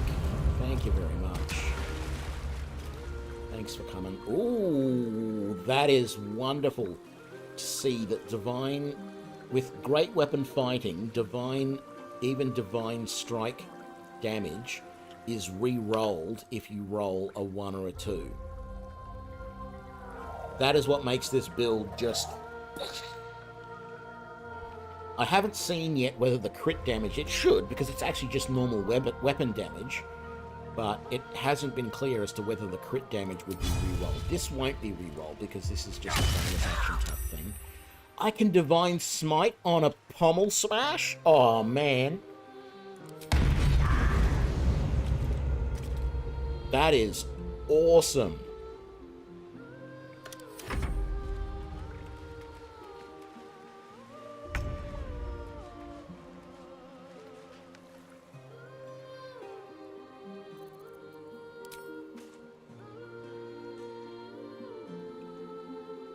I was going to say, I can't hit that.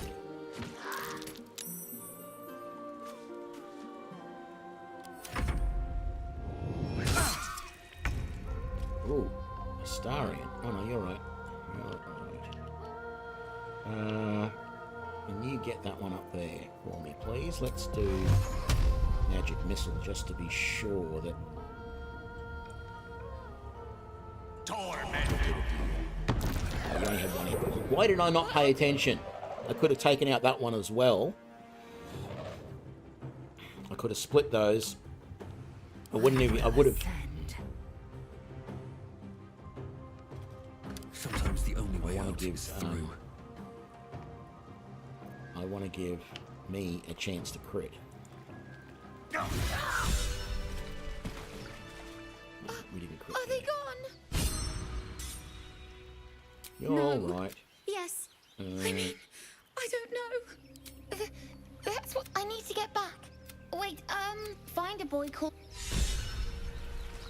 All right.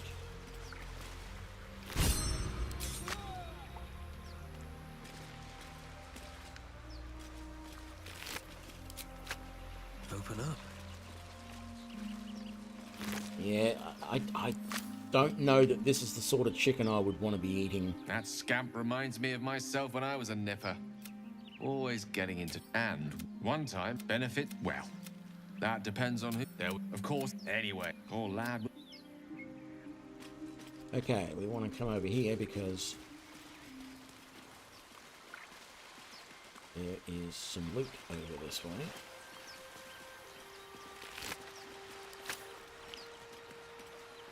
Don't remember if there was anything. There's a pile of bones up there, and I just don't remember if there's anything in that pile of bones, but we're going to check it out just in case. 4 gold. But what we really want is down here.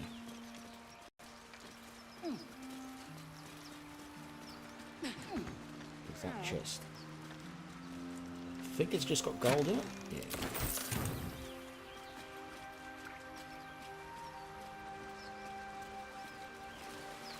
We're out of here.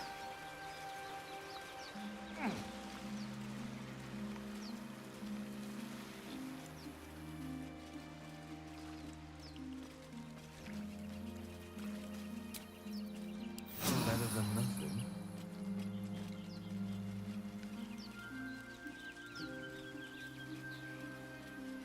Let's do this.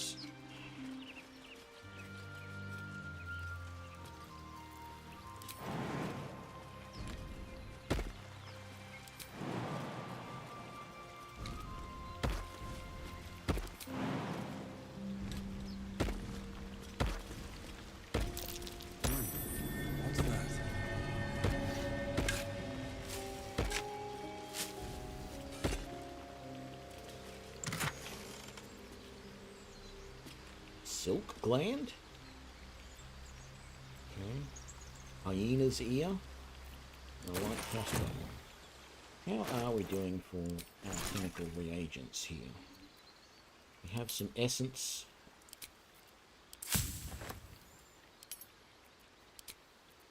And some ashes we can make. But we're not at the point of making any more potions yet.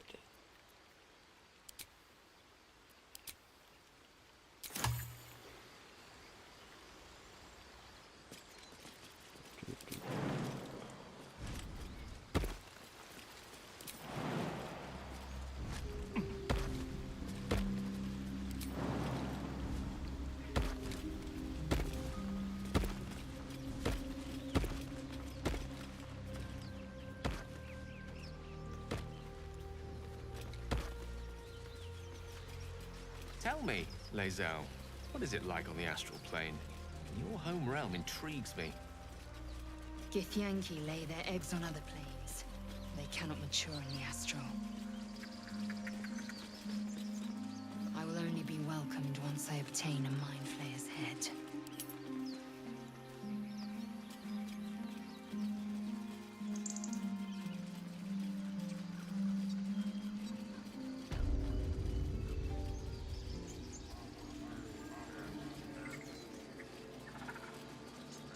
I want to have a word. You ever... Mom! Our little Hellion told us what happened. Thank you. Don't know what we... Yeah, thank you. This is another one of the items that could be absorbed by Gale, so I'm actually going to give that to him.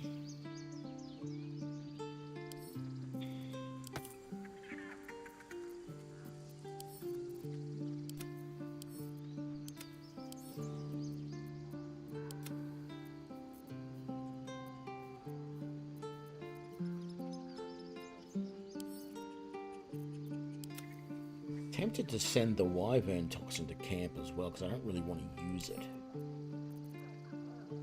But I might, yeah, I'll keep it on me just in case.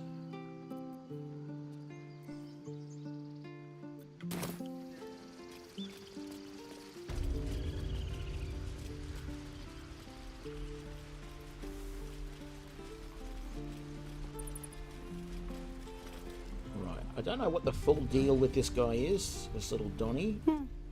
He stares right past you, as if you're invisible. Or boring. Because you talk to him about the Dragon's Lair and he tells you about that, but then he makes this thing about fighting like the other kids are. He makes these moves that sort of look like that, and then you don't get any more out of him. He nods, then reaches for a concealed hatch. Well, thanks for showing me the door. And then you go, hello.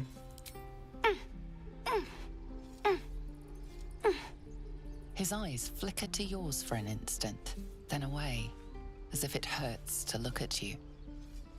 Yeah, I'm sure there is more to it. And I don't want it spoiled, but yeah, it's just interesting that... Maybe that's not him doing some sort of fighting motion, maybe it's some other sort of motion that he's doing, but it sure seems like a fighting motion to me. I don't, apart from a spell, I don't think there's a way to jump over there, because you can't use your normal leap to do it. And I don't think I've got any expeditious leap or anything like that currently.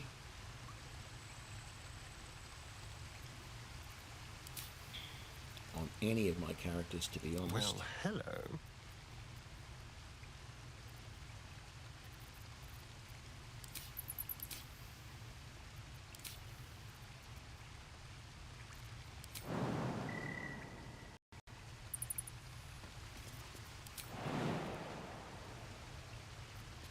Eager for battle.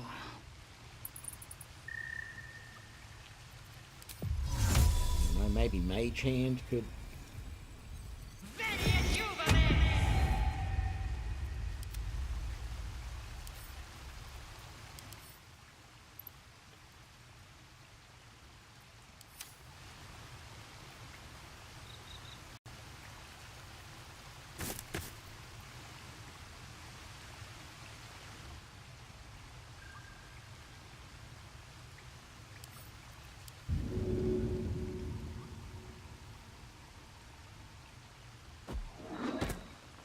Oh.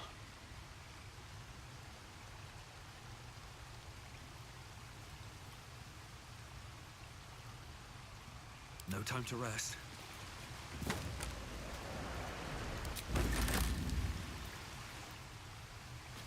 Finally worked out how to do that. Alright.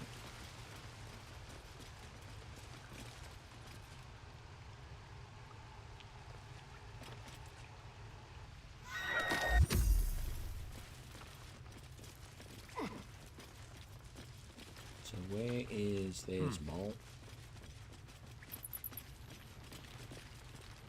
Oi. Well, look who's come to visit. My kids say you've been... Mercon says you got him out of a time... You saved Arabella from the Druids. Don't know what those... And we're happy to be helped. Making sure we're ready to leave when the time comes. I do, as... You saw what... I want to steal that big, shiny idol they're all chanting at. The important thing... And we can sell it once we get to the city. Thing like that's gotta be worth a small fortune. Figures. Anything else? You've been a friend to us. Hang on. I should have picked... I had a feeling you'd be back. What have you got to trade? A teddy bear. Oh, I almost want to buy that just to say that I've got a teddy bear. But no.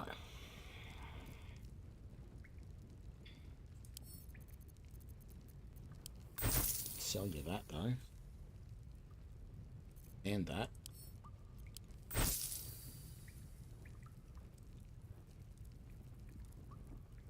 Anything else?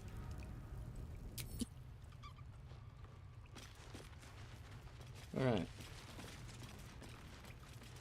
Let's get out of here. Just the way back out? No, that's the hole. That one...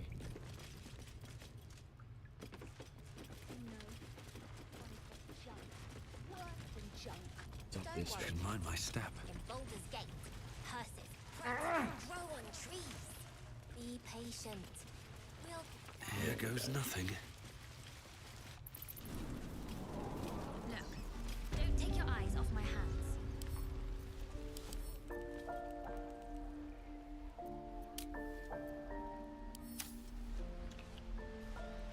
Right,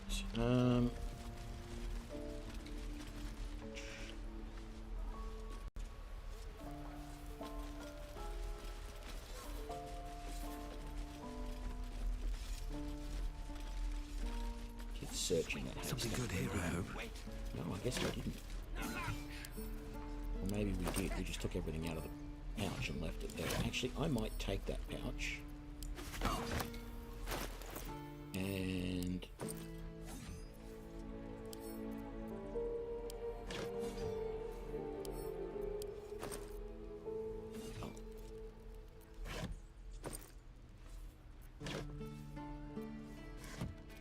Damn it.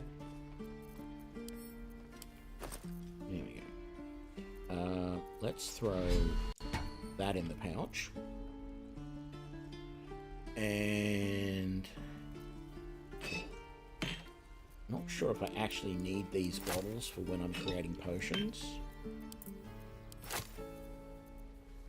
And I want that wyvern poison out of my sight so that I don't accidentally sell it. Potion of speed, fire resistance, hill giant strength, greater healing, blah blah blah. Yeah, that's better.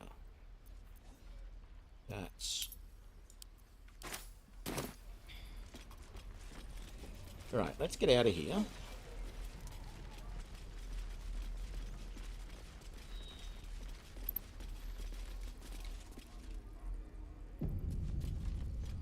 We're still only level 2, aren't we? No, we are level 3 now. Should I go and get rid of Astarion and Lazelle and replace them with hirelings? I sort of feel like I want to.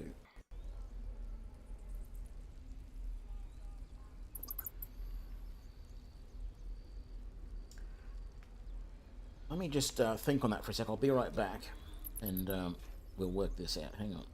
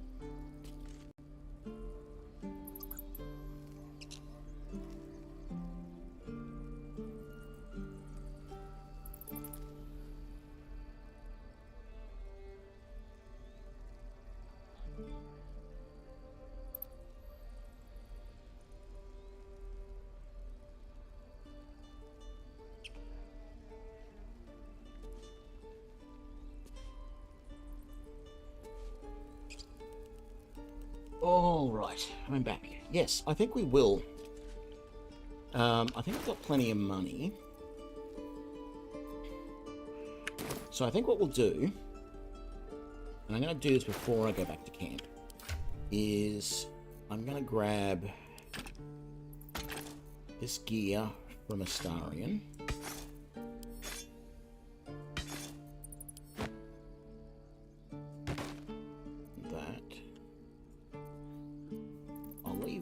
No, I'm going to take his healing potions and his Revivify scroll.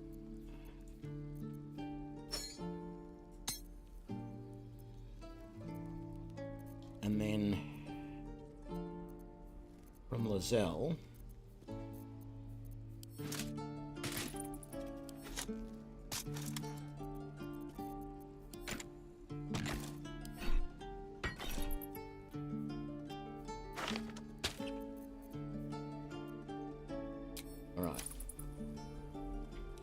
so this is going to be a little bit, not meta, but interesting, right? I might even rest here, you know? Because we've had both of our short rests, which really limits... Direct me. You know, he's used all of his spells for the day. He does have Arcane Recovery, which... he can use to recharge, but all it did was give him 1 second level spell. Yeah, not great. What we're going to do... No, stay there. All's well that ends not as bad as it could have. Is we're going to hire 2 hirelings. Not this one, nor this one. I riddle beyond. They... for a mere pittance of coin, most willingly, forsooth. Suspicion all very well. Let's replace Lizelle first. As thou desire. Choose. And we're going to replace her with another paladin. Because why not?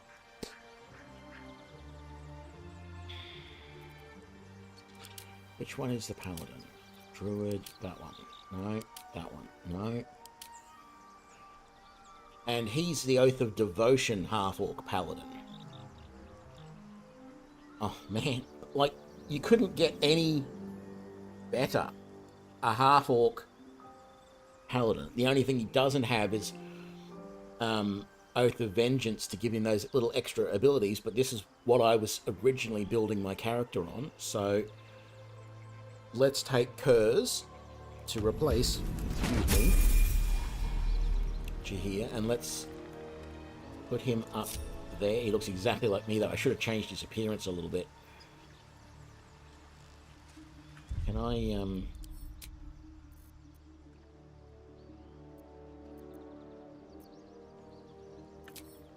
I guess not.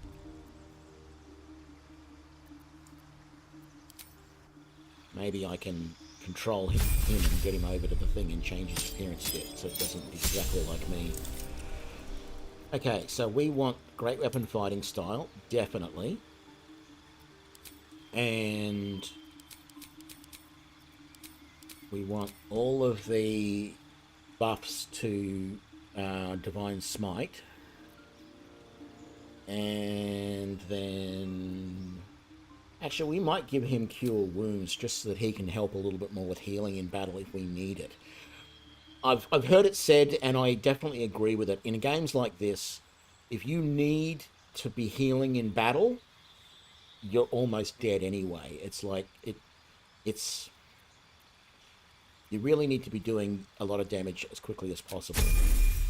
And if you get hit really hard, you just got to try and get through the battle and heal afterwards. Is the thing. He's taken command there. You know what? I'm going to live with that. What's a bit of an overstatement?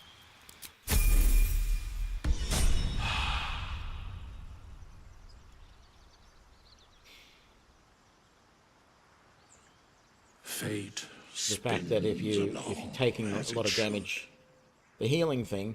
Well, Larian Games, Larian Studios have a habit of making games where you go into combat. Like, this is the first Larian Studios game that I'm aware of in which they've actually put a difficulty setting in it.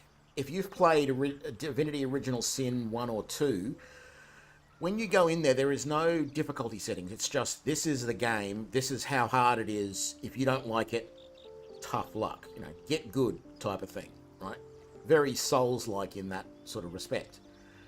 And the way those battles are, you go into those battles in Divinity Original Sin and 1 and 2, and not every battle, but a lot of the battles in there are like, you're going to die the first time you do this battle. You know, you're going to have a complete party kill. Every person in your party is going to be killed. And it's not until you've done the battle at least once, maybe 2 or 3 times, and you learn all the little idiosyncrasies about the things that you're coming up against, that you can actually get through it. And so when you're playing those sorts of games, it's like taking the time in the middle of a battle like that to heal is, it's like, you know, sticking your finger in the damn wall to try and stop the flood. It's, you're better off getting the hell out of there or doing something. You know, there are better things you can do than trying to heal. I don't agree with it. I think it's the wrong way that these games should be designed. I've said this in my playthrough yesterday, or I said it earlier today. If you build a game like that, if you built a desktop game like that, no one would play it, right? Because desktop role-playing is about having fun, and if every module that, you know, if you went and bought a pre-made Dungeons and Dragons module for characters level, you know, 1 to 4 or whatever, and, you know, four party members, levels 1 to 4, this is the module for you. And you went and bought that, and the second or third encounter in, it was a total party wipe. Every member of your party was killed. No, you would give up on that module. You'd throw it away. You'd never play it again. Your players wouldn't want to play it, you know, because that's just ridiculously hard. There is no enjoyment, no sense of achievement. It's only the fact that the computerized role-playing gives you the option of restoring from a save point and trying different options that does give you some level of achievement from playing a game that is that hard. But the games, in my opinion, shouldn't be built to be that hard from scratch.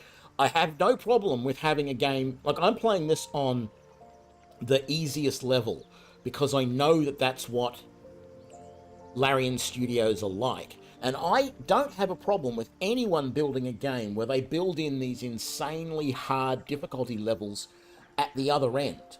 But the default level difficulty of the game should not be every encounter or every second or third or whatever encounter, you know, just like a high percentage of the encounters are going to be total party kills, right? So that's why I was saying the health thing. It's, you know, in this game, it's if you're having to heal, you can forget about it. You're already in a lot of trouble, because that's the way Larian games traditionally are, and I don't like it. Very well. But that's the sort of mentality you have to take in. You've got to play much more aggressively, and you've got to use a lot of the... I think they have learnt their... Either they've learnt their lesson, or it was a case of too many people complained when... Because I certainly did, but they wouldn't, you know, I'm not influential enough that they would listen to me. But when the pre-release version of this came out and I played it, it was like, yep, this is another Divinity game. I mean, it wasn't really early game wasn't a problem, but as soon as we leave here and we go to the Goblin Village, all bets were off in the original game. There were fights in the Goblin Village there. There's one particular fight where there's a whole bunch of goblins. There's the gnome on the gnome spinning on the flour mill, on the wheel. That fight was almost a total party kill in the original release of this game. The fights with the ogres in the village was almost a total party kill. The fight across the bridge was almost a total party kill. And then later on, once you get down into the Underdark, it was always a case of you getting completely screwed. Now, part of that was just, it felt like the normal Larian way of things. But the other part was, in the pre-release version of the game, you couldn't get past level 3.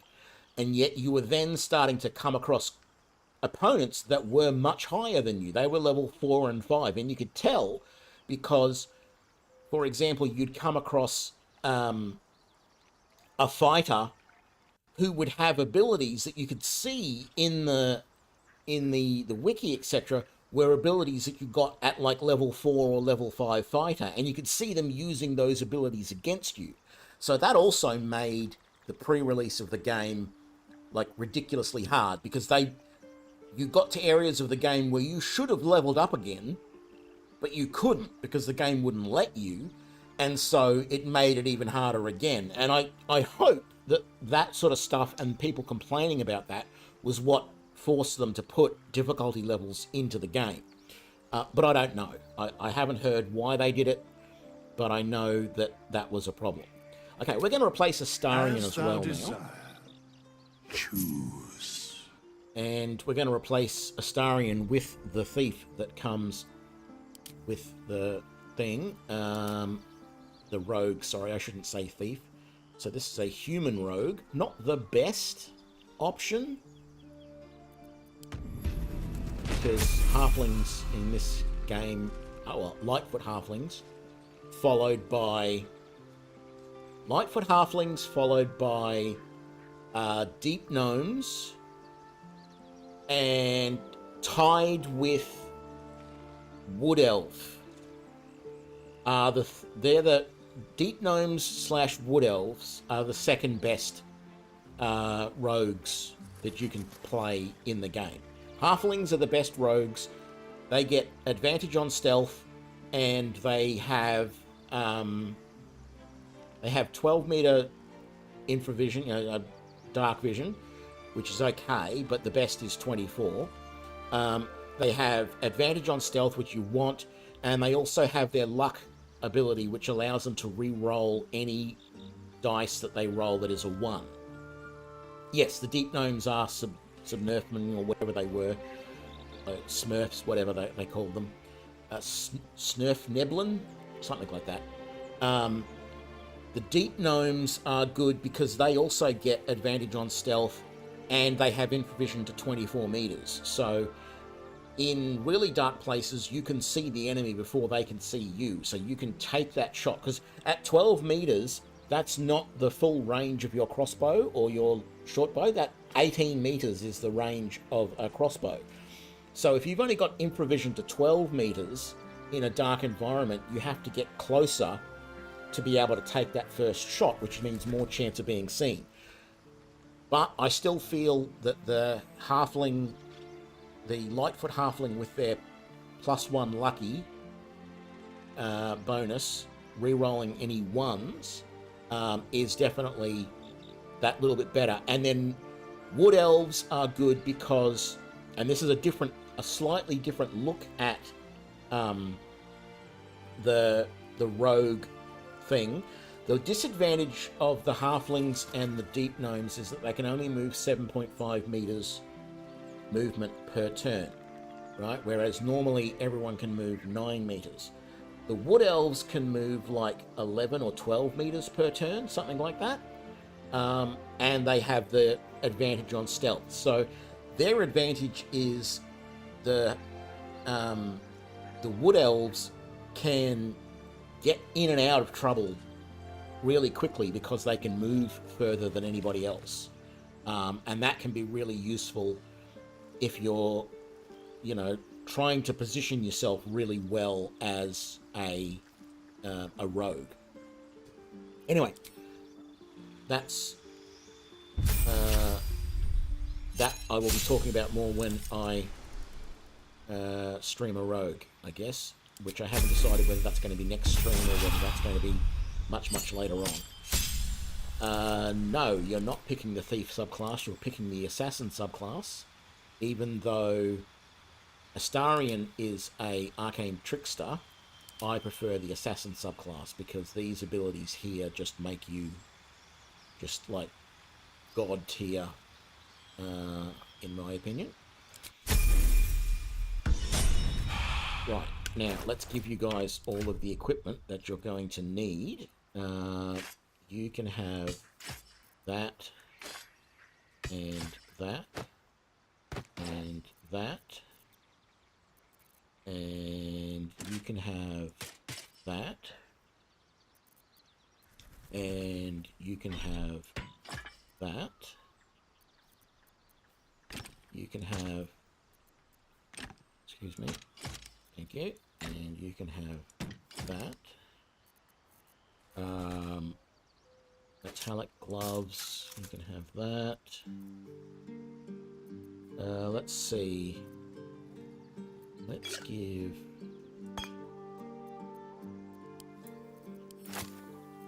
those 2 to you. Those 2 to you. That, and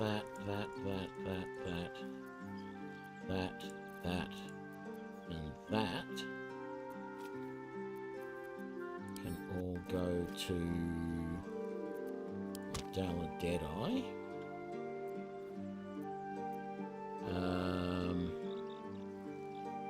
Going to sell the rest of that.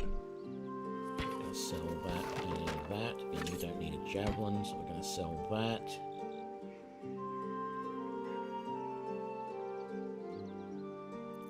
And I'm going to split this stack, take another 3 out of that and give them to you. What?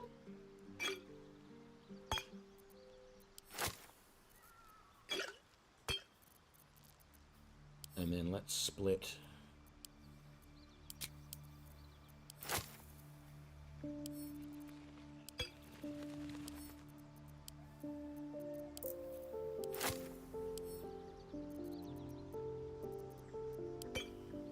give that to you. 5, and I know 11 for me is a bit excessive, but, you know.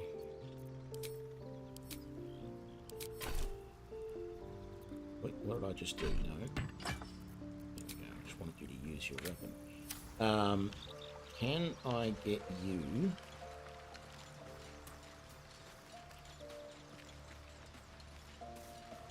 come to the mirror and we'll change your appearance. Because you look too much like me. Even though you're wearing a helmet and armor.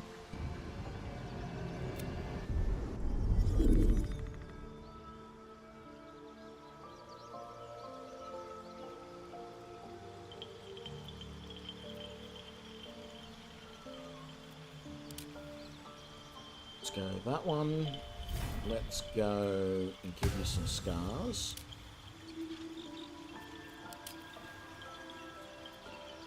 And let's give you the greenish tinge, just to make you stand out a little bit.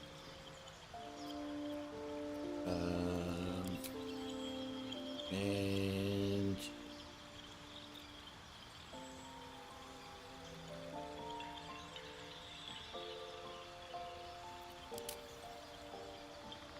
sure, why not?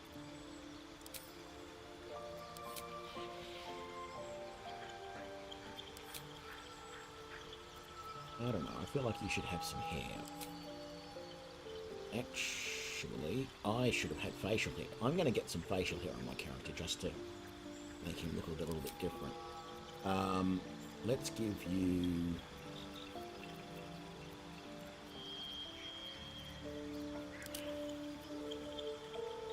that'll do.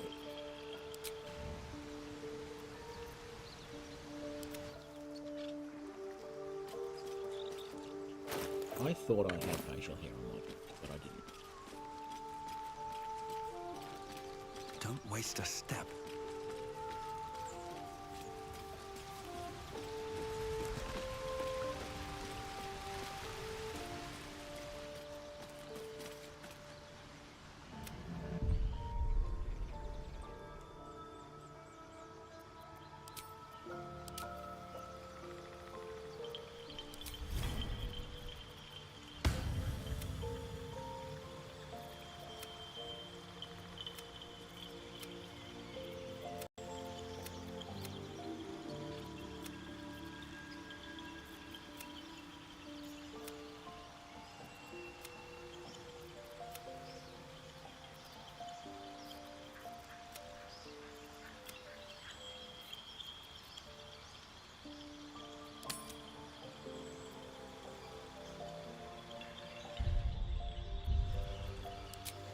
There we go. Alright.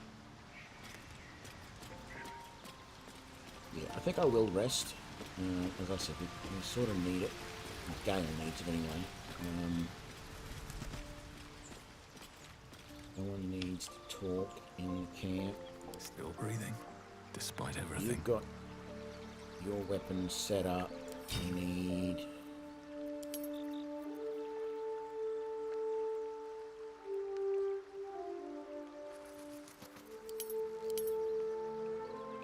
Does that maul have tenacity? Oh, wow. I'm tempted to take that off him and use it instead. I didn't realize mauls had tenacity on them. This tenacity thing is on mauls, and I know it's also on Morning Stars. If you miss, you still do damage with it. It's like, it's a ridiculous thing. It still does 3 bludgeoning damage even if you miss. I mean, I just like the look of greatswords, but I'm almost tempted to take that off him and use it instead because you just can't miss with it. It's just, and I think we'll find out with him, but I think even that could potentially still use Divine Smite with it. So you could miss and still use Divine Smite. You can just never miss. If that's the case, I am definitely taking them all off him and using it. Yeah, I didn't realize he had tenacity on that weapon. That when I, well, not he, but when I had that weapon and I'd given that to to Lazal. I didn't realize. That is insane. All right, so yeah, I think we're all set up. 14, 11, 15, 15. I mean, these armor classes. This is the thing. Armor classes is not great anymore in 5th edition D&D. No. Let's get going.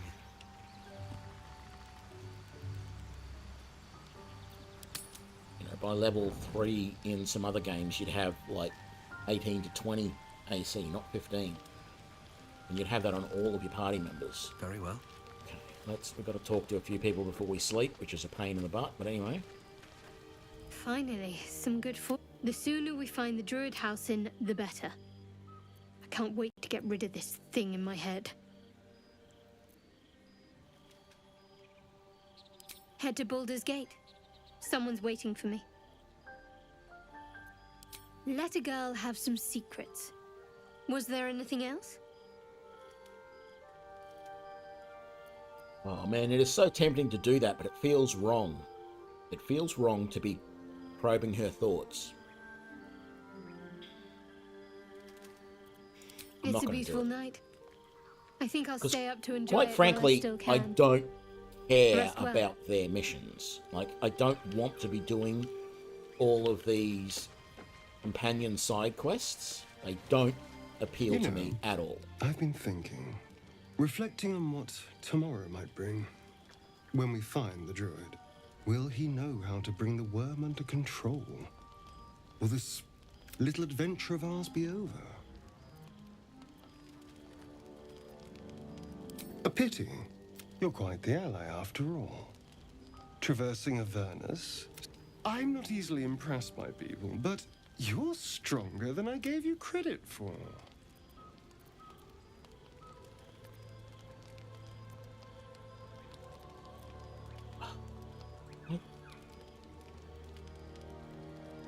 I don't want any of this. Of course.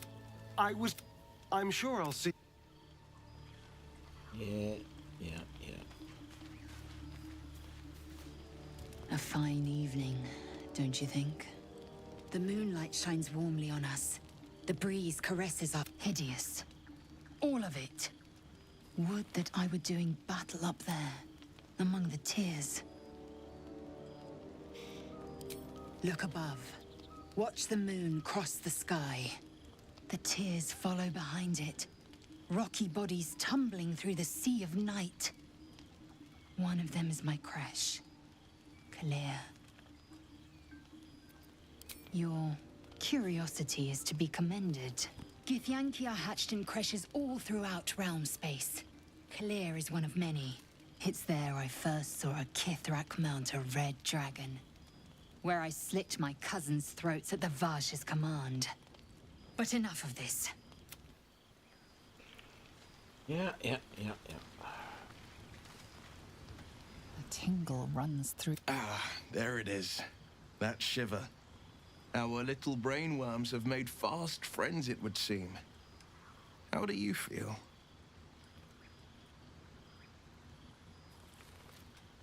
Surprisingly fine. Surprising is just the word, isn't it? Before the Illithid's unscheduled surgery, I'd felled hundreds of beasts and a fair few fiends. The tadpoles weakened me, suppressed greater talents, but beyond that, I've showed no signs of turning. No nausea, no pain, not even a hot flash. Indeed, perhaps the worm's vat was poisoned. Perhaps we're uncommonly fit.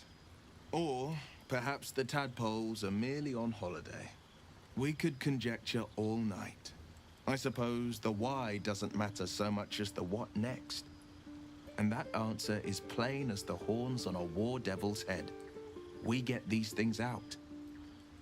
Let's get some rest. Dawn comes soon. It does indeed. If not over, oh, hang on. Through. I meant to look at that telescope from here at night time, didn't I? Where is it? Better not be cursed. I spy with my little eye? Nothing of note, really. I've got a feeling this is when Astarian's going to try and bite us in our sleep.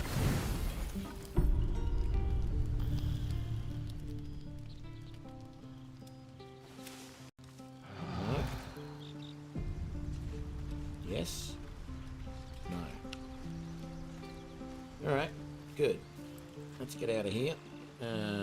Party is how I want it.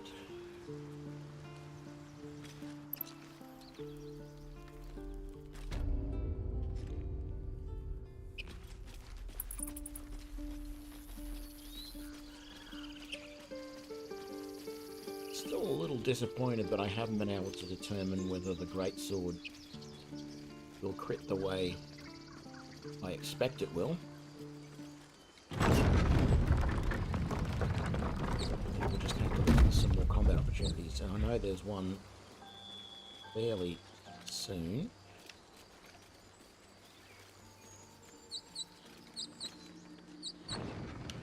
I am going to jump back up here and see if it launches the interaction or not. Now, we came up here the other day, but I was expecting something else to happen up here and it didn't. I think it might be dependent on level.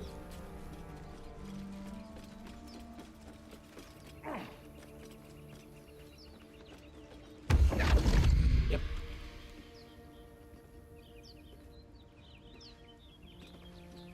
My, what manner of place is this?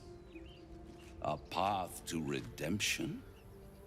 Or a road to damnation? Hard to say, for your journey is just beginning. What would suit the occasion? The words to a lullaby, perhaps? The mouse smiled brightly. It outfoxed the cat. Then down came the claw. And that? Love. Was that? They do know how to write them in Cormyr, don't they? Well met, I am Raphael. Very much at your service.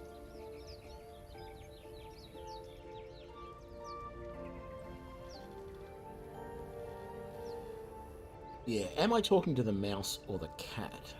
Neither. The fox, rather. Hiding, in a word. A silent observer, about to break the silence. Of course, what I have to say merits some privacy, as well as some more, let's call it, refinement. This quaint little scene is decidedly too middle of nowhere for my tastes. Come.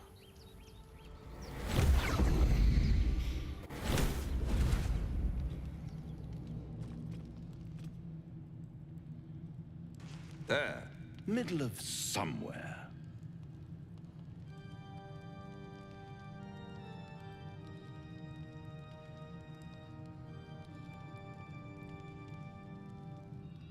Can you be more specific than somewhere? The House of Hope, where the tired come to rest and the famished come to feed lavishly. Go on, partake, enjoy your supper. After all, it might just be your last. Are these theatrics leading somewhere? Are you not entertained? Well, far be it from me to disappoint.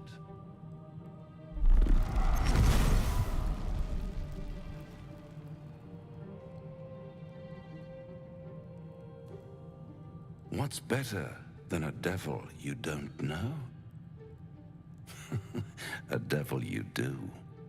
Am I a friend? Potentially. An adversary? Conceivably. But a savior? That's for certain.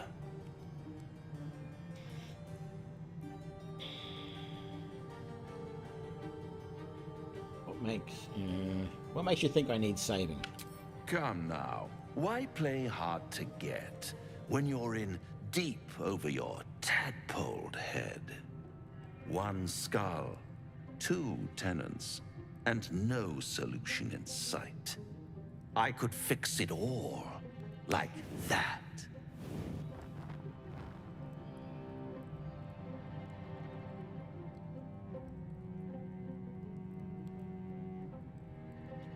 I serve an oath, not a devil. My honor is not for sale. Everything is for sale. And you do well to sell while your stock has value. In desperate times, the price of honor plummets. Perhaps you haven't yet realized how desperate these times are. You will. Try to cure yourself. Shop around. Beg, borrow, and steal. Exhaust every possibility until none are left. And when hope has been whittled down to the very marrow of despair, that's when you'll come knocking on my door. Hope. Such a tease.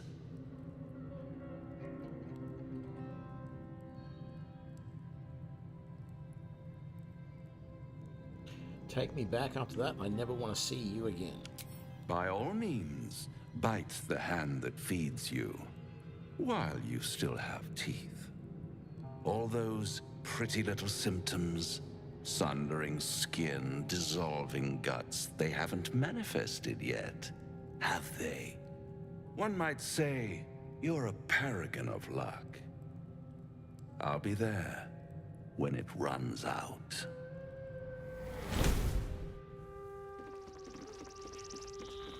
Yes, very cool, but in another way, I don't know. The D&D multiverse, if you will, has such a huge range of creatures in it. Why do they always have to go back to demons and devils? Like, that could have just as easily been a beholder, or some fae, or, you know, there's any number of evil beings that they could have used, but so many of these games these days go down the whole demon devil thing all the time, and it's just like, let's be a little bit more original. Yeah, devils are known to make deals. I suppose there's that. I don't know. I feel that there's a lack of imagination in a lot of things these days. No, I didn't want to dash. I wanted to jump. There we go. Alright. We want Maybe that I road need more more so. boxes. These tracks. There, Goblins? And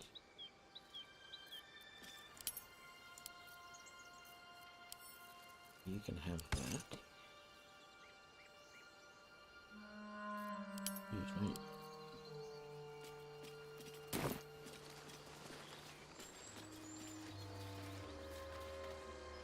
Whoa.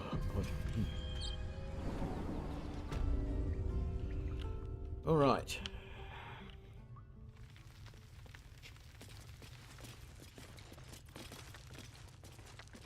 Don't know a lot about this Glowing spot, eyes but are rarely a I good did sign. find it recently. Best be careful. Now, what I don't know is how we're going to get around this. So let's see. If I make you separate. What to do? Should mind my step. I do. Last time I did this as a stealth character. My main character was a rogue. And I slipped in here, and we did everything in this battle stealthily. What I want to do is see if I can get my rogue to sneak up here, activate that without their attention, and then get back to the party which Well, should at least we allow got the us. Druid Can to keep we- ourselves entertained. Are you able to throw that? Too heavy. Alright. But you can pick it up.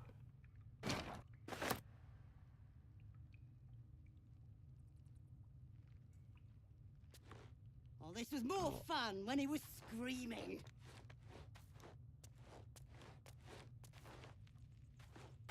I mean, this is very useful to explode and cause a problem, but I don't want them using, the enemy using it against me. So, my idea... Maybe I should stay crouched forever. ...was to do that. I wish there was a way to like in Neverwinter Nights 2, where you could go in and you could set some presets for all of your characters. I'd like to be able to say, I want my rogues to be in stealth all the time. You know, they can move fairly quickly when they're in stealth, and they can sort of keep up. But once combat starts, I want them to be in stealth before combat starts so that they can use their abilities. Because normally the only way is if the entire party's in stealth. And my party is not stealthy at the moment. I've got 2 guys in heavy armor. They're not going to be stealthy. And frankly, they're paladins. Their idea of being stealthy is to not yell out, "Hey, we're coming," as they walk in to this situation. Do you think the fight up front went bad? Shut it! Boss should rip you for talking that way. Well, at least did some bleeding arts show up to save the Druid? I'll cut you to pieces. Kill him!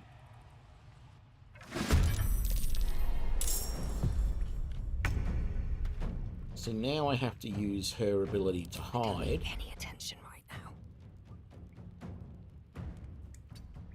So that she can get her sneak on, and then she lost her hide ability. Oh, hang on, I should have turned those on. What that might have actually been able to be a sneak attack.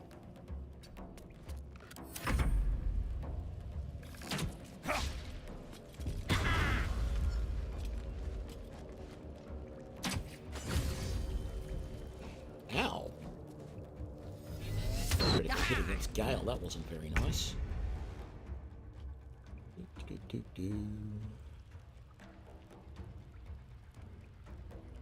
Have to keep going.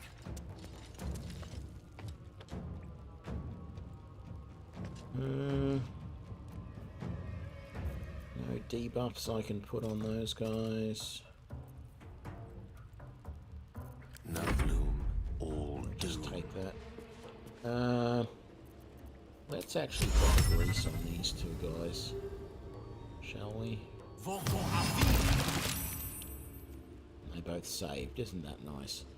How about you fall back a bit so that maybe you can't get hit by an arrow quite so easily? Now. Okay. Fall by my hand. Okay.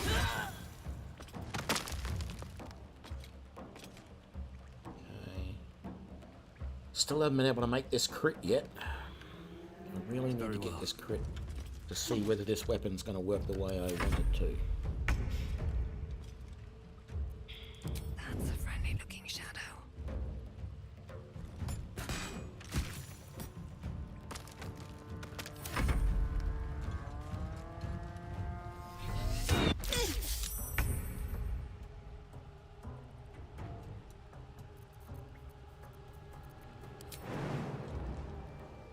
I lose 9 hit points if I jump down there next to him. And I end up prone. Okay, maybe I won't do that. If I hadn't have ended up prone, I probably would have done it. If I could have landed on my feet, I would have been game to do that so that I could then take a shot at him. Of course.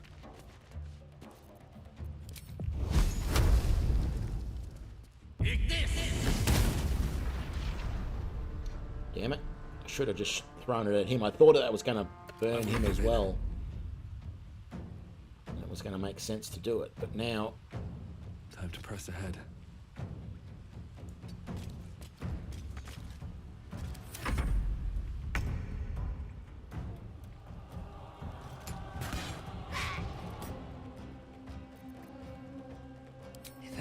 just minds their business, I'll be fine.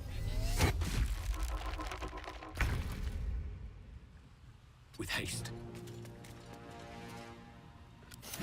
What fools these mortals be.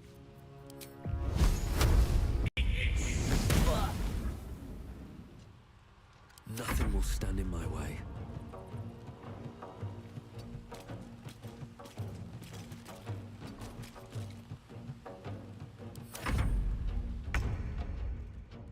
Think you can take me on?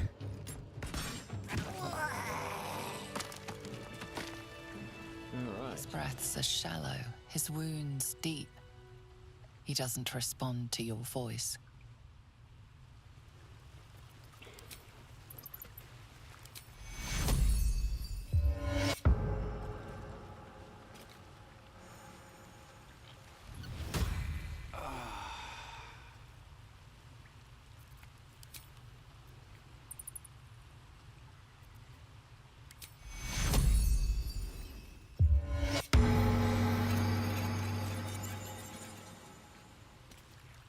Oh, thank you, thank you. I thought I was gonna die down here. How did the goblins get in? It's my fault. I thought I'd given them the slip, but I must tell the others what happened. I stepped careful. There are traps in these tunnels. And thank you again. So, the thing is, there's a whole section down there which I have no idea how to get down to. I have tried and tried and tried. But let's search these bodies first. Oh, another great axe. Very nice.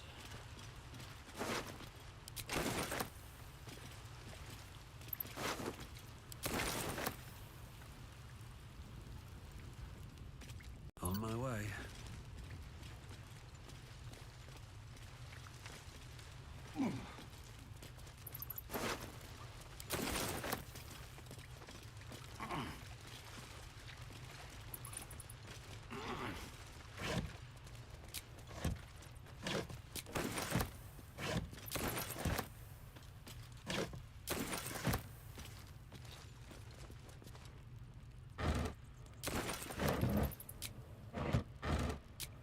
What's inside?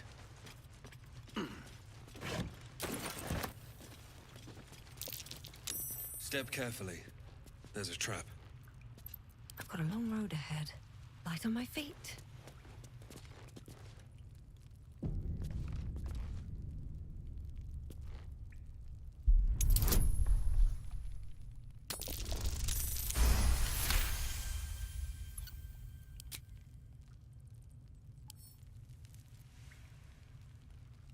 So how many lockpicks?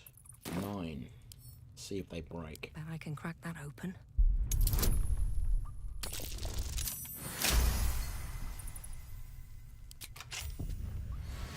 It says that they were used.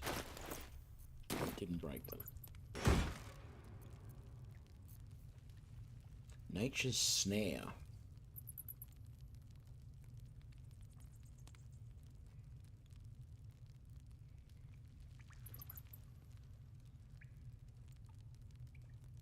Might give that to Gale. Guess it's useful.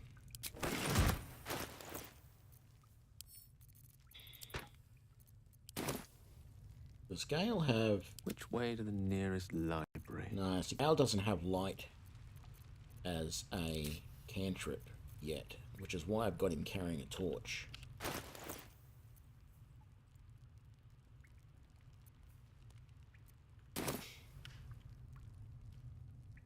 Never a dull moment. One day I'll catch a break.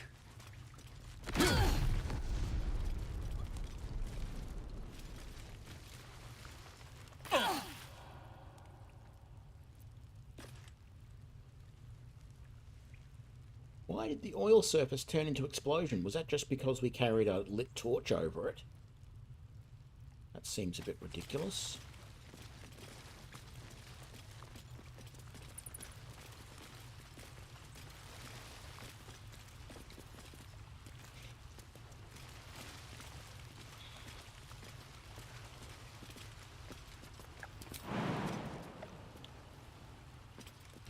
There is a way across. That's curious.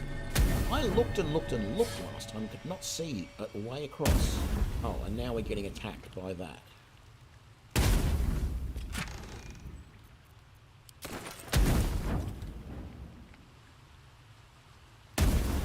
There's a button down there that turns off the wolf, which is that one. But what turns off the bear?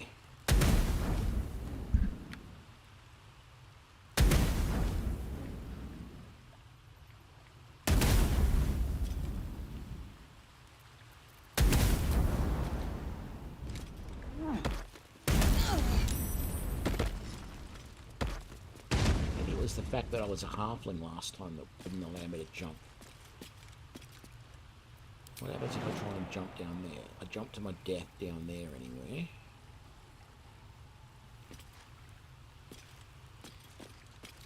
Does that rune of the bear there also turn off that bear, I wonder? It turns off that one.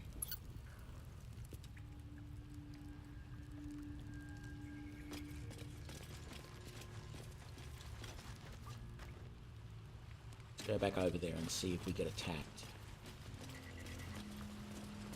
Again.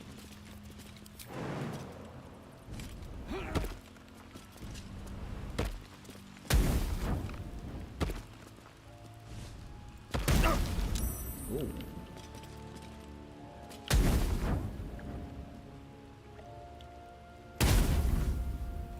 Feels like it might be possible to, if you could, to get down there, like maybe to dash.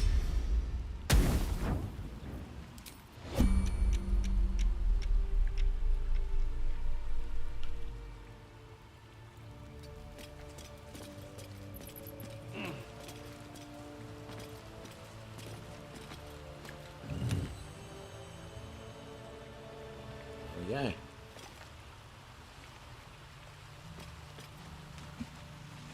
Can't give up now. Can't give up now.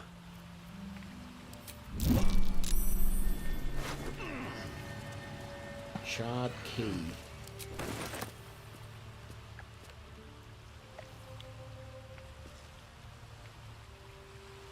the only thing down here. I thought there was a chest down here. I guess not. I thought I'd seen it as a chest from up above, but maybe I was just seeing that room and nothing else.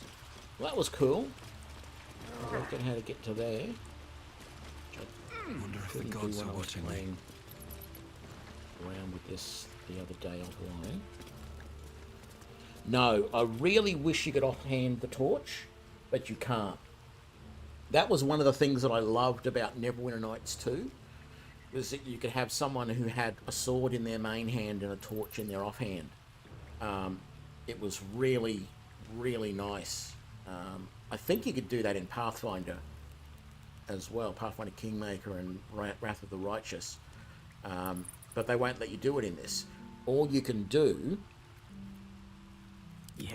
is you've got this little icon down here to say whether you're going to use your light source or not. And so I can switch it over and say, well, that's the staff that he's using, and now he's going to use the torch. But then when combat happens, it doesn't automatically switch back to the other weapon. And I've tried to do the switch from the light source in combat, and it wouldn't let me. I don't know whether I was doing something wrong or what the deal was, but I had it in the hand of my main character. I had a shield in one hand and the torch in my main hand, and I was going around like that and going, oh, okay, this will be fine. I can just switch to the sword when battle happens, and it wouldn't. I had to fight that battle with the torch. And I'm like, yeah, no, I don't like this. Now, admittedly, Gale, I should actually just take Gale and walk him up to Withers in our camp and see if he can respec. And if I can respec, all I would do is redo Gale and swap out his cantrips. Although I think when he levels up, he'll probably learn a new cantrip eventually as well. But he can get another cantrip and there's the light cantrip, and what that just does is light up his weapon, so he can have his staff, and he can then just light the staff up, and that is just as useful. And other people can. There are other classes and everything that have access to light cantrips as well. It's just not me. None of my characters have it at the moment, and that's why, at the moment, Gale is carrying the torch. So this is the back of the Enclave Library, and it's a trap. There's poison clouds here. So again, I want to split off Still breathing, my despite rogue. everything.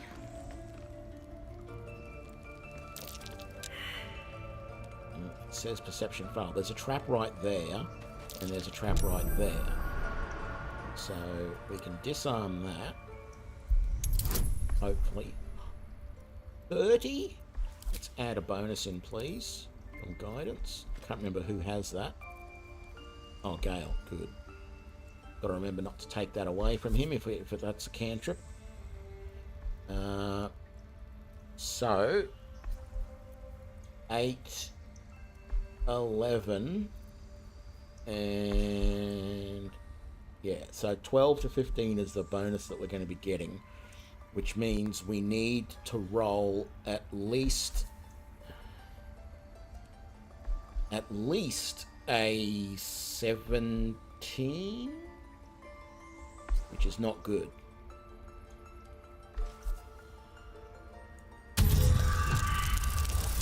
No, we need to roll at least a 15.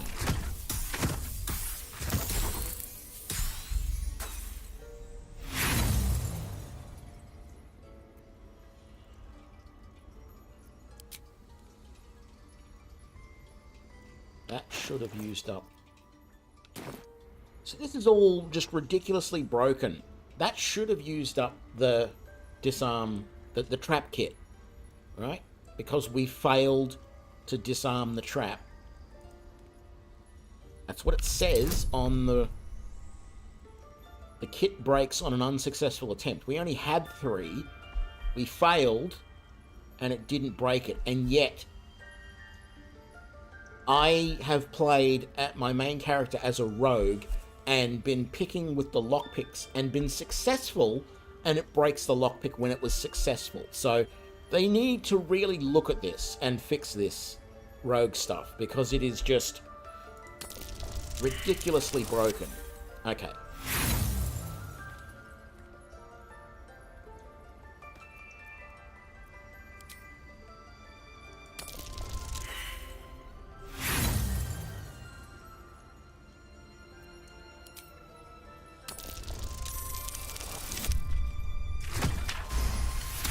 Finally, we succeeded.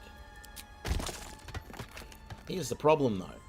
We can't get through that door anyway. Gale, can you just move just a little bit closer to that and see if you can discover the trap that was there? No, you failed in perception as well. And I failed. What about Kurz? So that's progress. Kurz finally found it. Thank you, Kurz. I don't remember last time I did this, those being that difficult. Having said that, I was... The guy you saved had your key? Yeah, I don't think so.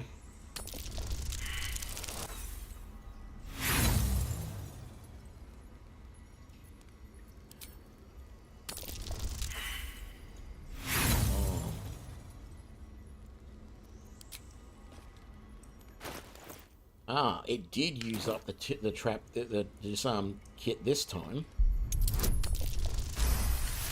31. Finally. Yeah, the whole disarming thing is really buggy in this. I've got a long road ahead. Let's put you back in the party. Let's put Gale above you, please. Come on. Oh, crying out loud. Is that blood? No, never mind. That's curious. Oh, and that's trapped as well. All right. Best get going.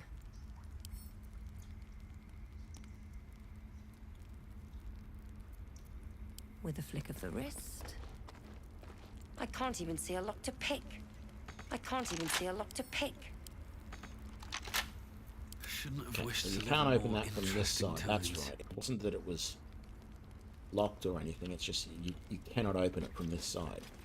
The other exit, it was his headpiece.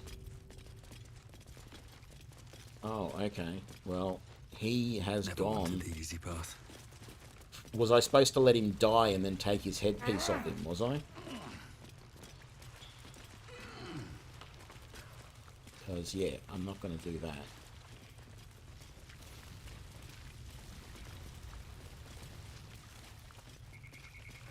Oh, pickpockets. Yeah, well, I'm also not going to do that either. I'm a paladin, of course. And even when I play a rogue, I don't pickpocket. That's curious. Right.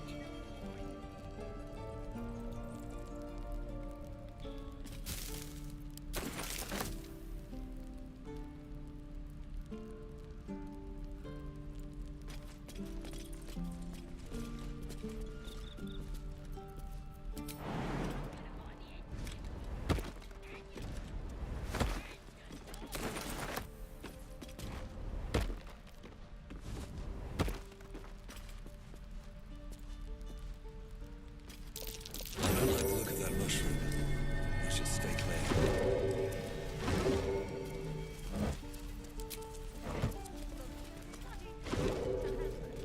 I should double check to see if I can actually pick up those mushrooms. Didn't mean to pick up that pouch, I meant to open it.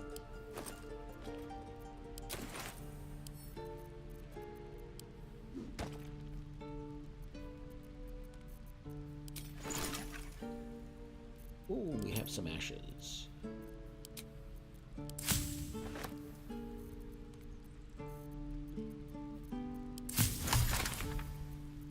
We can make an elixir of fire resistance or a potion of greater healing. Of course we're going to make the potion of greater healing.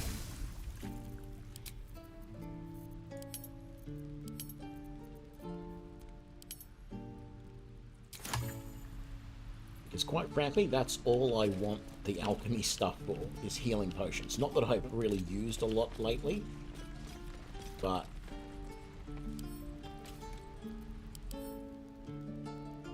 malnourished torch stalk. Alright.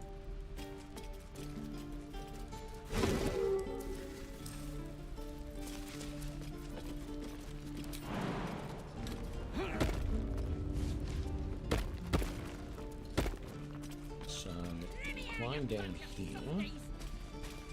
I think there's just more of those torch stalks down here, if I remember rightly.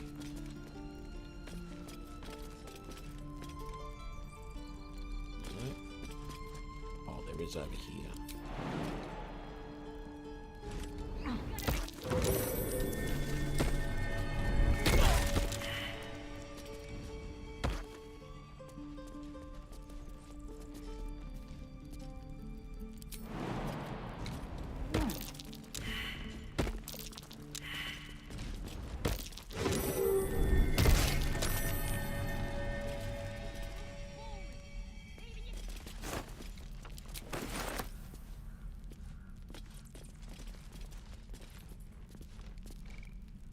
And this broken door you can't seem to do anything with.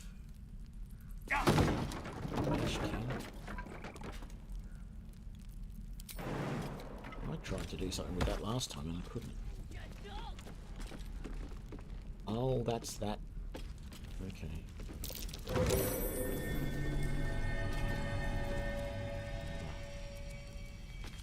There's mushrooms. Can't do anything in here, so let's jump back down there.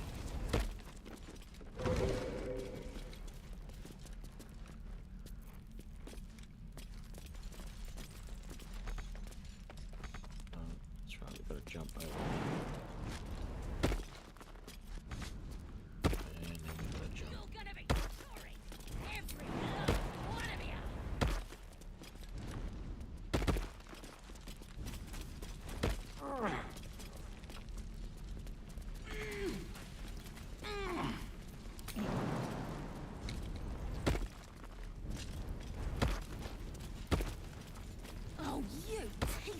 boring. Even your cages are boring. Oh, lovely little pick-me-up. Right.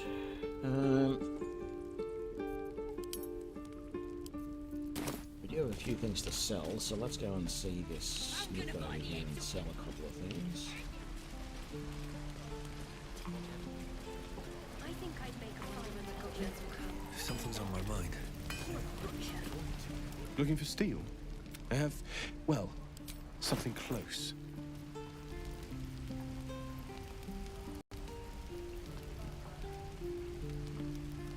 Just trying to see if he's got any new and interesting.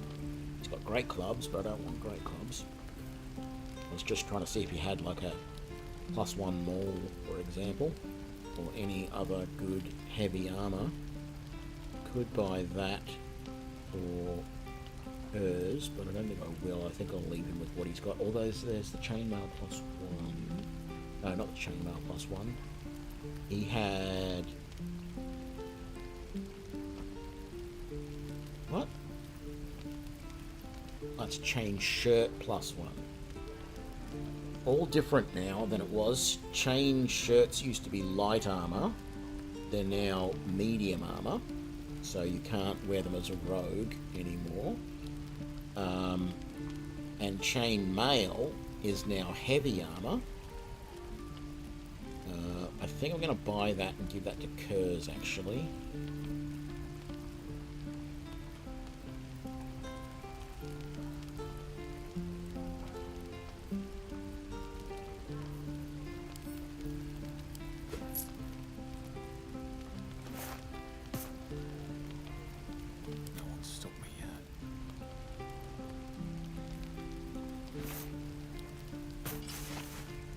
What? I didn't buy the chain shirt. I bought the chain mail. God damn it.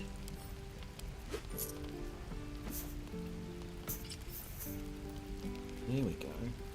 Got the wrong goddamn one. Sell that. Sell that.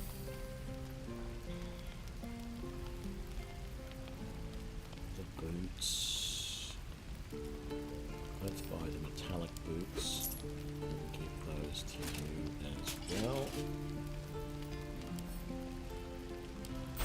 Okay, what else do we want to sell? That's a rotten mushroom. We're not going to use that. Dale, you can have that. That.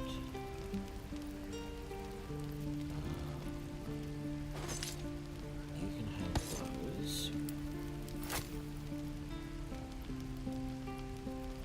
Okay, we want to sell that, all of these.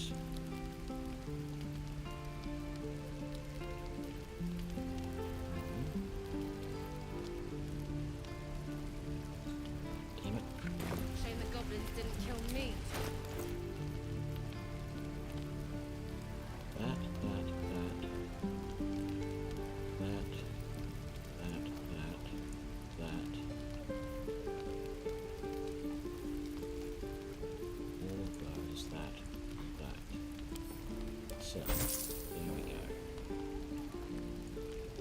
No, I'm not selling that.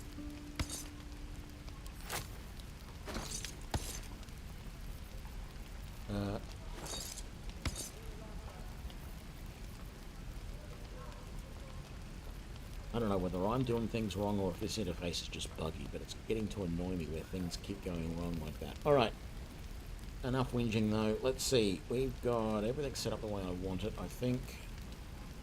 So we wasted a little bit of money there buying a chain shirt we didn't need. But, you know, that happens. The next step...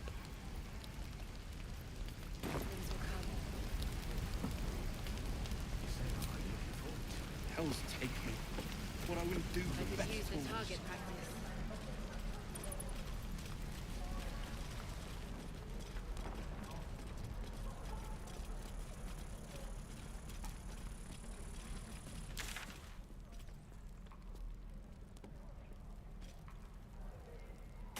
Oh, we haven't done that yet. go and discover the waypoint over this way. Yeah, we didn't find that earlier. It'll be useful to get that.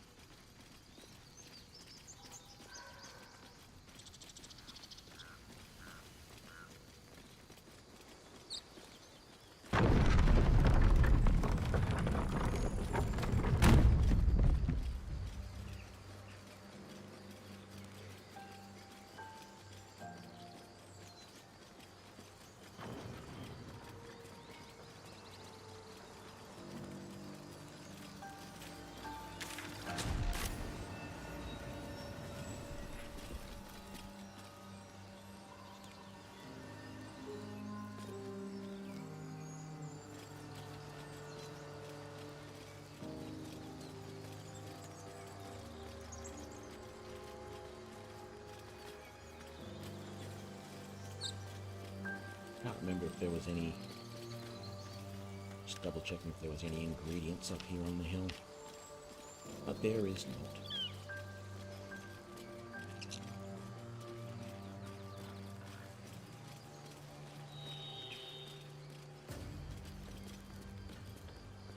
I wonder why he's the only goblin body still lying around. Very strange. Don't mind if I do.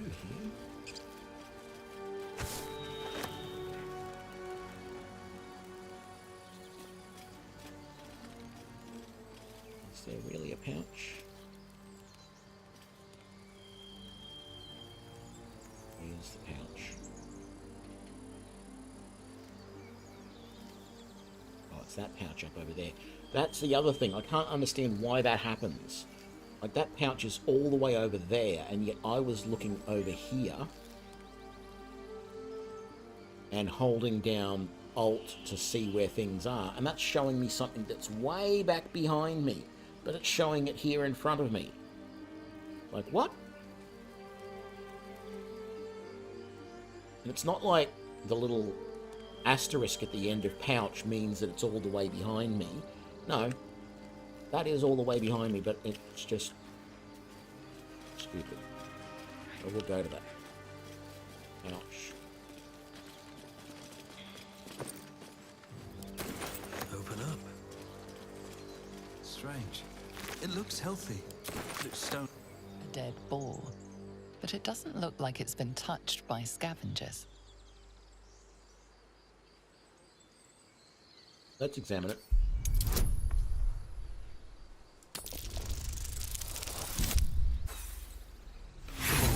To be fresh. If you have a Starian in your group, he starts getting defensive around the ball, because he's the one who has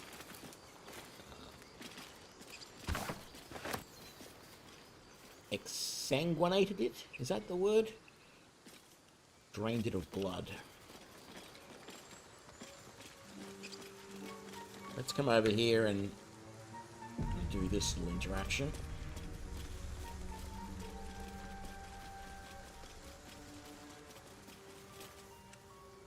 People up ahead. Something's wrong. You're a true soul. You can't die. Please, stay with us. I don't think he's conscious. Can you hear us, Ed? You, not a step closer. A strange symbol glows, marked on their flesh, and something within you stirs in response.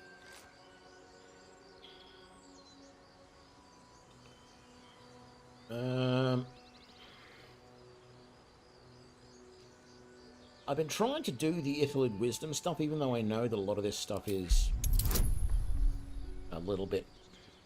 It feels wrong to be doing it, but that's just me, I guess. I'm so sorry. It's our brother, True Soul Edwin. He's injured, and I wasn't thinking. Something stirs deep within you, hungry and alert. It's taking something you'll never get back. The injured man locks eyes with you. The parasite writhes in your head,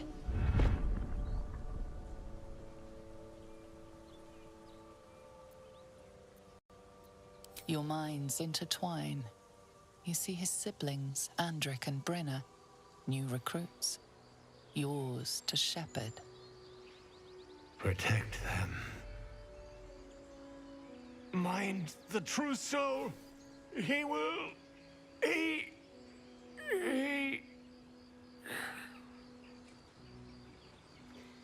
Edwin! Ed! Please! He's with the Absolute now. A true soul.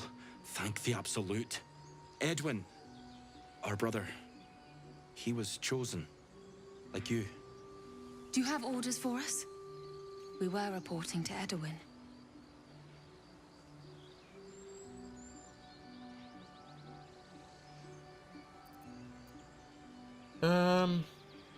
See, I don't feel right pretending to be a true soul when I'm not. Explain this Absolute to me is a strange thing to be saying if I'm supposed to be a true soul and already know about the Absolute. I'm going to ask about Halsin. I don't know any druids. Why are you out here? It's dangerous. We know that all too well, sir, but the Absolute sent us here. We're looking for fugitives, survivors from that ship that crashed farther west of here.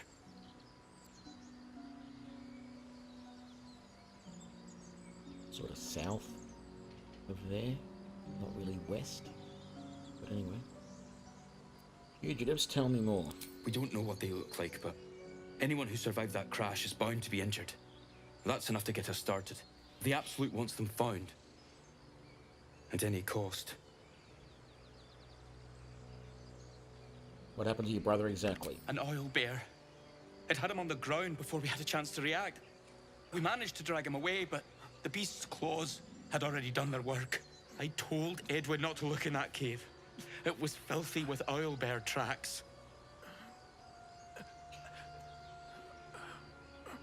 I'm gonna say that I'm a survivor and see what they say. You? Brenna, kill him!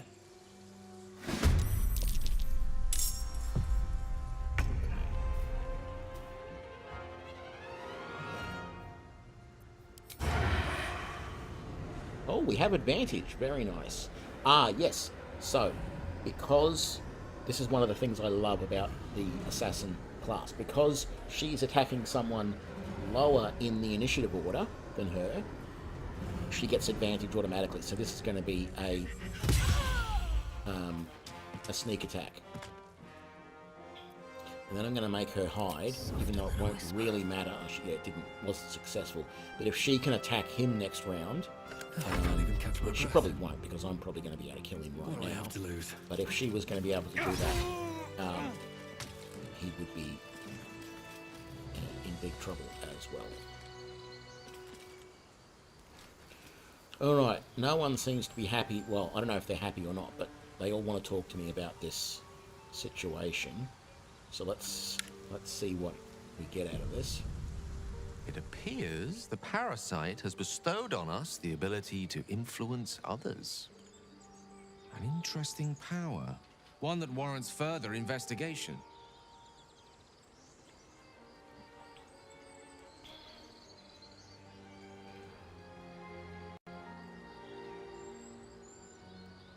If this power comes from these parasites, it can't be trusted. A wise choice under the circumstances. These guys don't want to talk, so I guess they all want to say the same thing. Mace. And a longsword with some chainmail. I just bought chainmail. Damn it, if I had waited. Edwin. Strange power resonates within the corpse. It calls to you.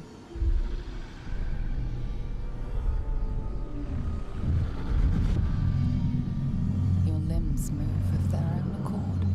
There's something of value here, something your mind craves.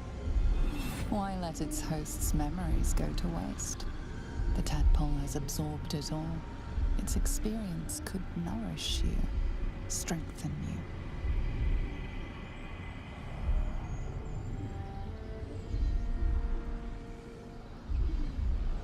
Tadpole is toying with you. Resist it.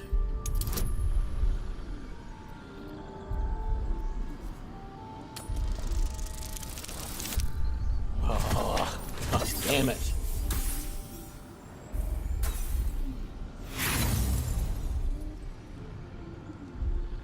No use. Compulsion takes over. Your actions are no longer your own.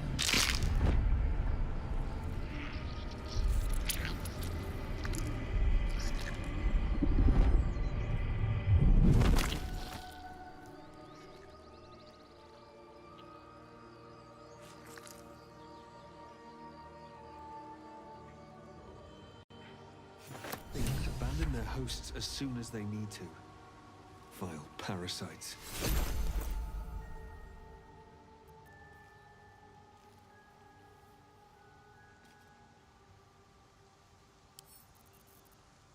I can consume it?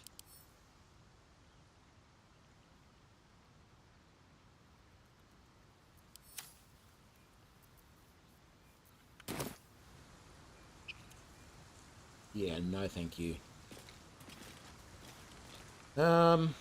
We are going to use Speak with Dead against this guy.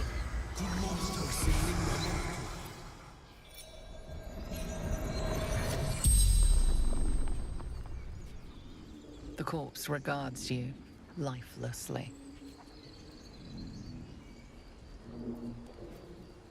Edwin, a true soul, a chosen.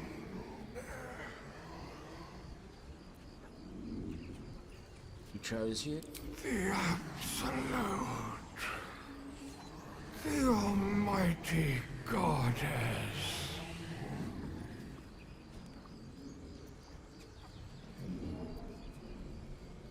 What can you tell me about the Absolute? Do not fight her. Power, such power.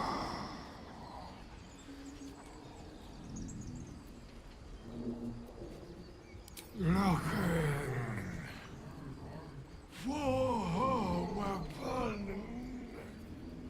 the absolute.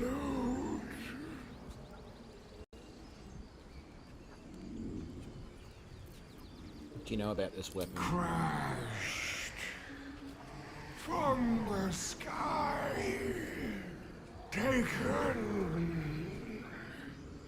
by infidels. Have to wonder. The spell's power wanes.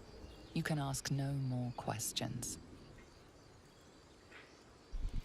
If the Absolute isn't Shah, the goddess that Shadowheart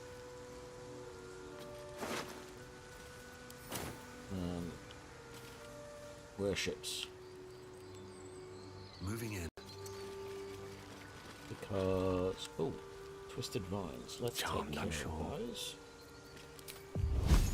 Eat this. All's well that ends. Not as bad as it could have. Because yeah, Shah has. Oh, there's more Twisted Vines over there. No rest for the wicked, I see. Shadowheart has that artifact. Eat this.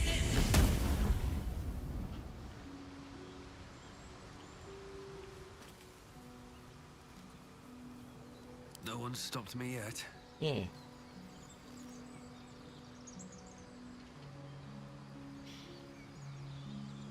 G'day, Vagran. How's it going? Time to press ahead. Well, this is a pretty killer build for Baldur's Gate 3.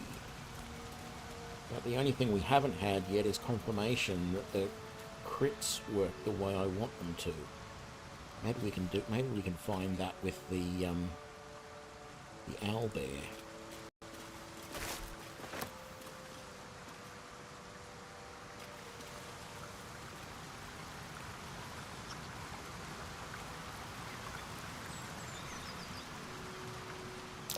Owlbear tracks. Its nest must be nearby. Let's do a full save.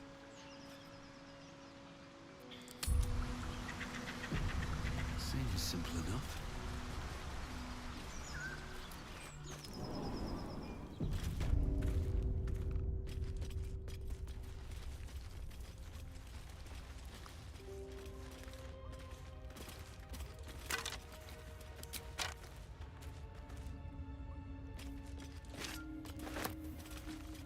That stench. Dead owlbear. I don't want the stones. I don't know why they're there. I don't want them or need them.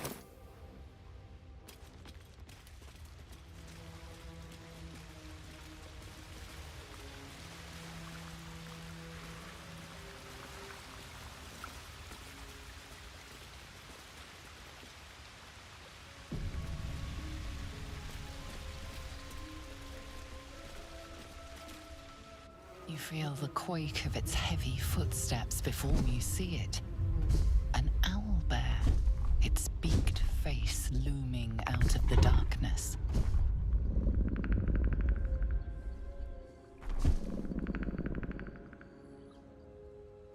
I normally start this battle off from stealth and just, you know, do that. I've never actually just approached like this before. I do have a bonus to animal handling and a bonus to survival. But that's a high difficulty roll. Let's see if we can do it. I don't think we will. Oh, natural 20! Critical success. The owlbear's one good eye flicks away for a moment. You follow its glance and see an owlbear cub.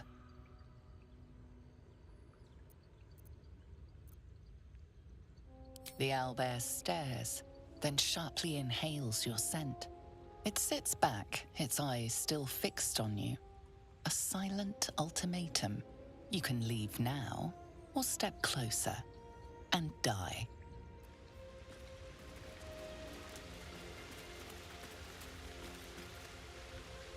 I really would like to loot all this stuff. There is some good gear in. Well, I don't remember. I think there's some reasonable stuff in here somewhere.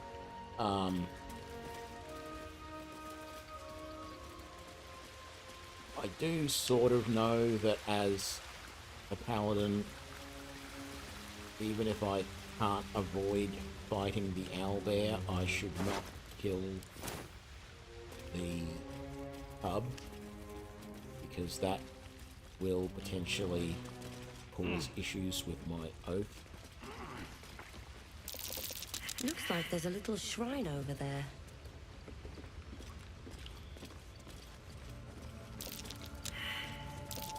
There's magic keeping this chest sealed. I can feel its aura. Okay, I don't... Let me see, who's going to have the best...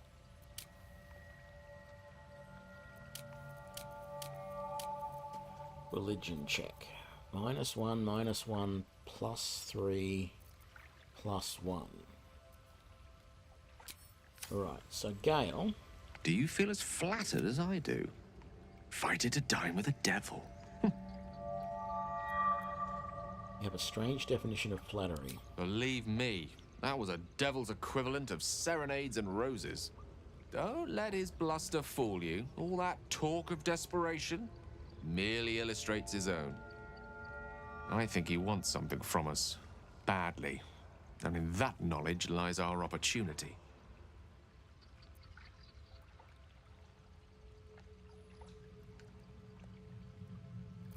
Remind you that when dealing with the devil, you always draw the short straw. There's no such thing as an absolute certainty. Let me play the devil's advocate. The man is too eager. Do not dismiss his offer out of hand. If there's one quality all the denizens of the hells embody, it's ambition. A quality they share with many humans, come to think of it.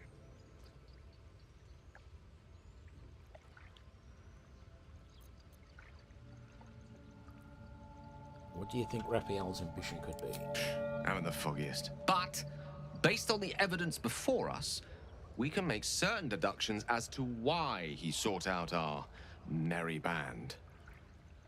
Fact 1. There's something very strange and very powerful about our tadpoles. Fact 2. A devil offers to take it away. Devils aren't known to aid mortals out of simple kindness. Whatever Raphael wants, we must be the key to getting it, along with our tadpoles. So, we're safe for now. We wait. If I'm right, Raphael will seek us out again, and when he does, there's a mighty bargain to be made. Remember his Cormyrean rhyme? Down came the claw. Perhaps we should start growing our nails. At the ready. Okay, I'm probably going to do a bit of save scumming here, but I want to get into that chest, and I know how you have to do it. It's not easy to do. So let's see if we can't make this work.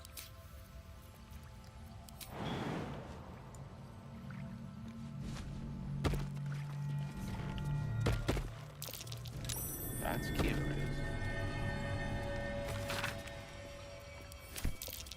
An ancient prayer. Wonder if Damn it. Seluna was listening. Let's see if I give it to... A prayer sheet with the same symbol as the one on the chest. Right, she was able to... No one back home will ever believe make sense this. of it. So let's come back over here. She might be able to... So I think you have to read the prayer over here and it will unlock the chest.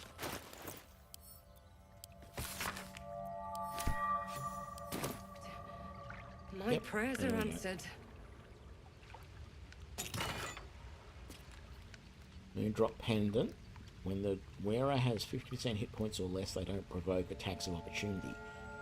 That is really, really good for a lot of different characters, but that is actually pretty damn good for a rogue.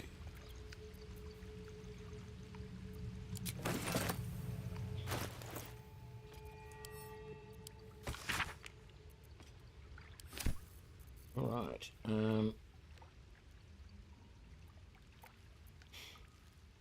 so I might give that to you. Looking ahead. No.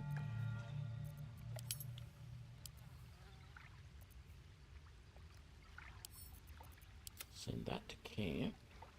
Why are these not stacking? There we go. Seek and you shall Do you have find anything me. to go back to camp? You do not. I've got a long road ahead. Or do you? Still alive, so that's Or progress. do I? Well, yeah, actually I do. I have lots.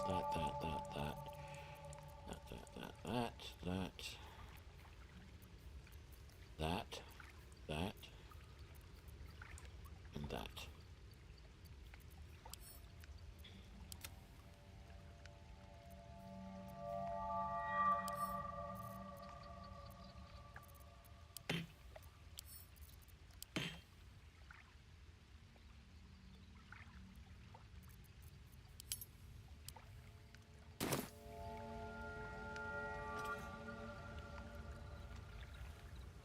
Potion of healing.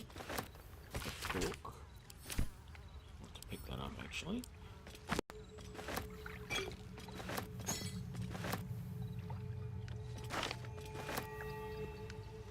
I don't care about the incense, it's not really worth much.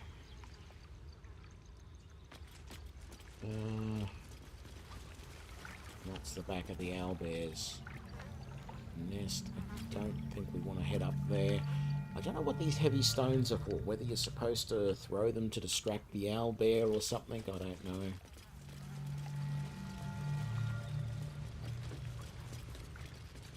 I think I've done about as much as I can in this cave for the time being.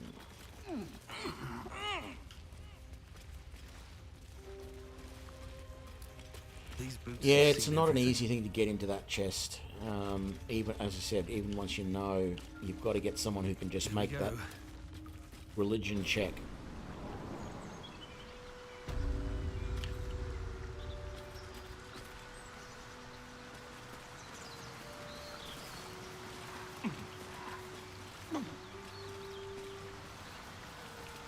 Anything of use? There being a berry bush there. Not going to complain, of course. Rogue's morsel. Let's grab that. Wish I had a bag of holding. And even more, and some mugwort. And some mushrooms.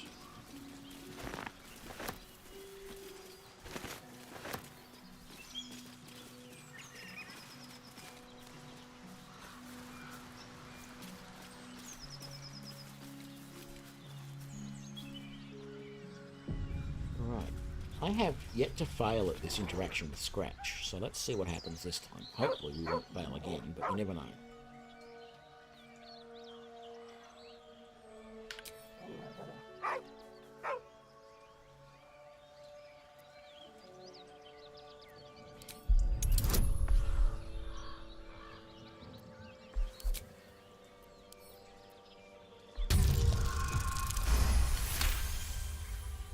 Just succeeded. You see a name etched into the leather.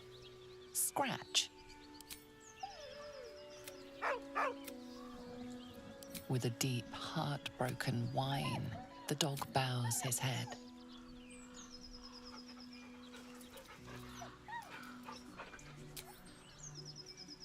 He whines, but remains rooted by the corpse's side.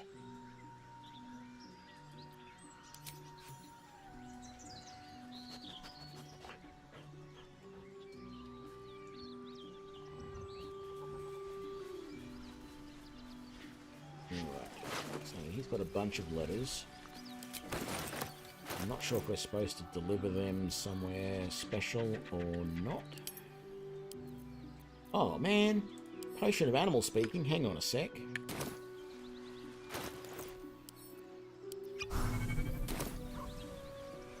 Go on. If he doesn't wait, I'll find you. Hang on. Yes, I want to reload to here before that and use the animal speaking potion and then talk to him that way and see what the interaction is. Completely. I'm going to hang on to those letters, yes. I'm going to store them in the chest. The chest that's inside the traveler's chest back at my camp. I'm putting everything that I want to keep for a later time in case it's needed for some questy thing. What's up for discussion?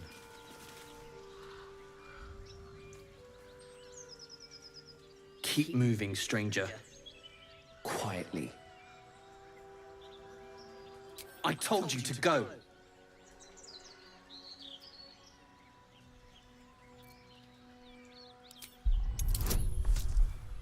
Oh, we have advantage on this roll because we're a paladin.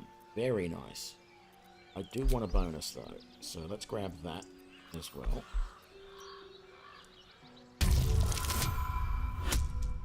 Yeah, we made it easy.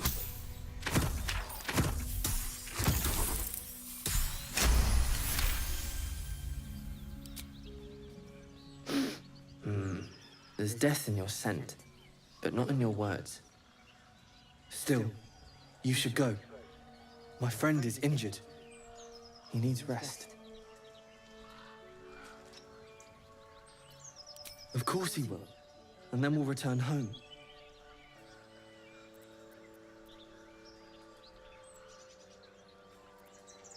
He calls me Scratch. You can do the same. We were attacked. Cackling, furry things on two legs. And their smell, it was strange, rotten, evil. You know the creatures he describes. Gnolls. No, I won't leave him. If it comes to that, I may. Thank you.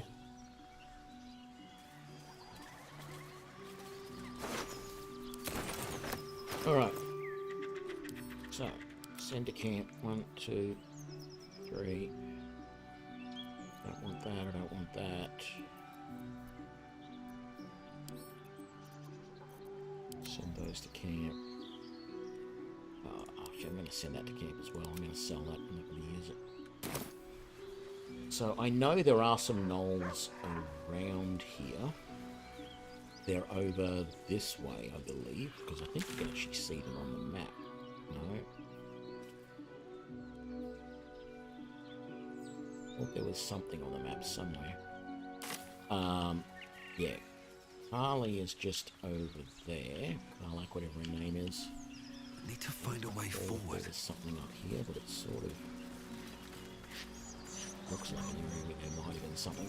I thought there were some goblins in this area over here, but I'm not seeing them at the moment. So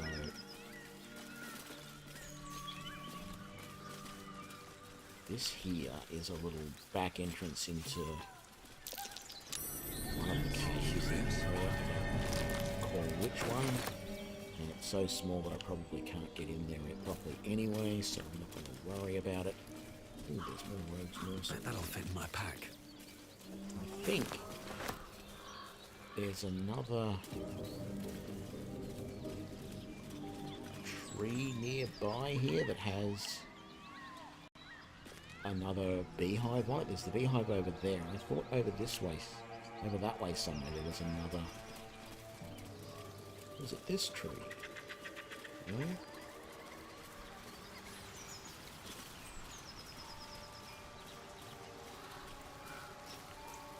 There's a guy over there.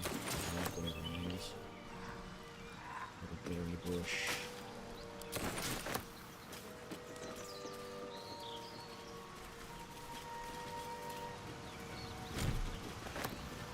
Can you use the fishing rod?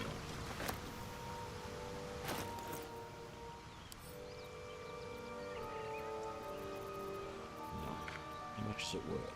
5 gold. Alright. Rotten Durrenbold cheese wedge. Makes you, it's poisonous for 10 turns. Yeah, just not worry about that too much. Oh, there's that. There's the traps. Please. It's around here somewhere.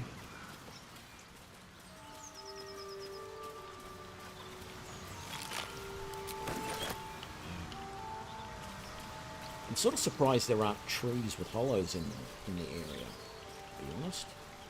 Well, just not in the, not necessarily in this area, but just in various places, because you sort of get the feel that there should be some around. I know there used to be some in games like Pathfinder Kingmaker and things like that. Even Baldur, the original Baldur's Gate would occasionally have a tree with a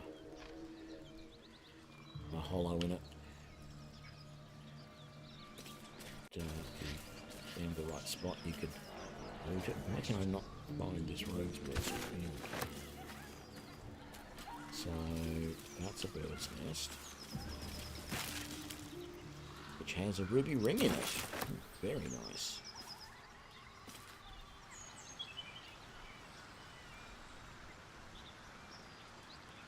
Are they the paladin? No, they're not the paladins that we're searching for. Oh, they're the adventurers that left the camp. That's who they are.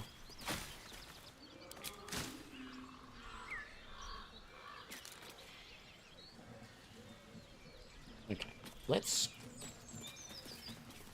Because we're close by and it's not that hard to get over there, let's go over and recruit Karlach, or whatever her name is. How do I get over there? That's right, you go here. What's How hiding did here? that show like that? I've already searched his body, I know what's going on. Examine. Yeah, dead.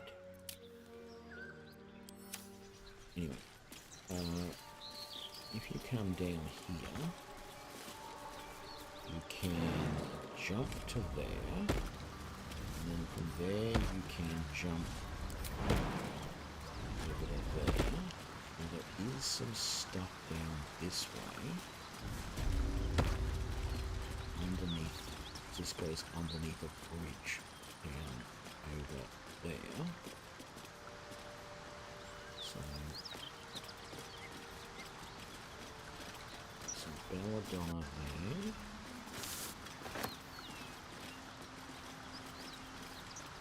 Some more grass there. Golden chest with, ooh, another silver ingot. Very nice.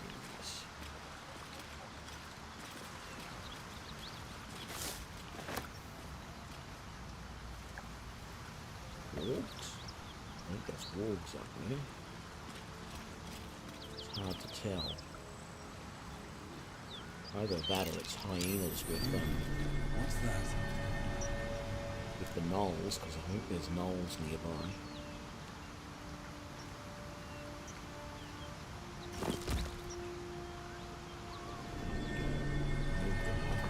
Bloodstone.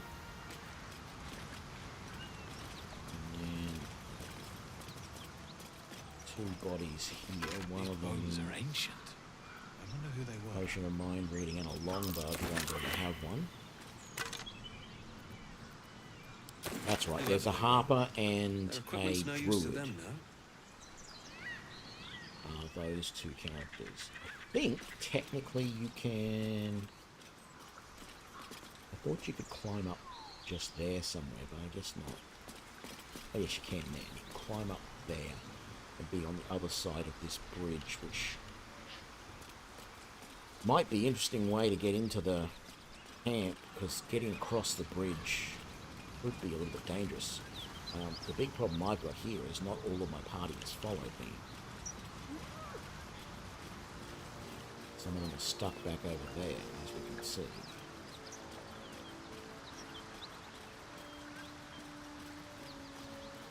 So I think the thing is you have to be careful how quickly.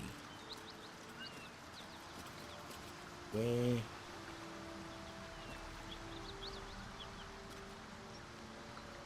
So that's... Oh, no, that's both of them. That's Gale and... Oh, way from Waterdeep.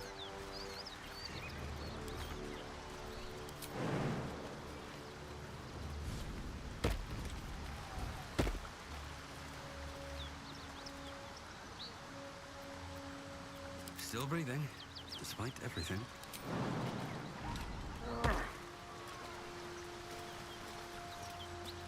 Come on.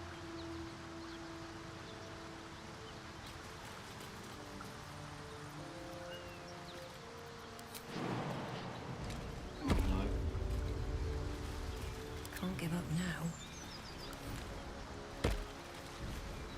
Come on. Can't give up now. Got to stay over there. There we go. So annoying.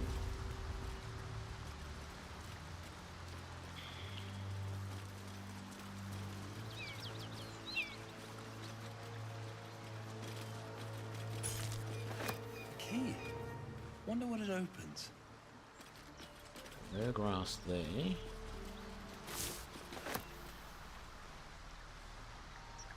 Did I find a use for ingots other than selling them? I might have.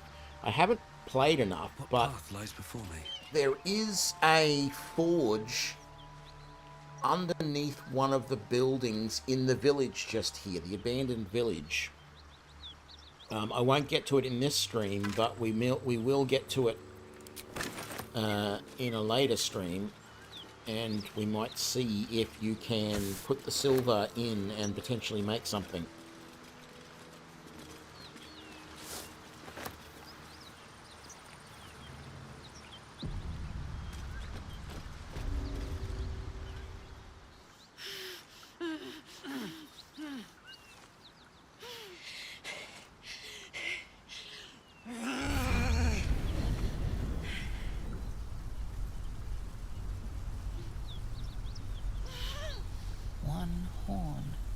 This is the devil Will has been tasked to kill.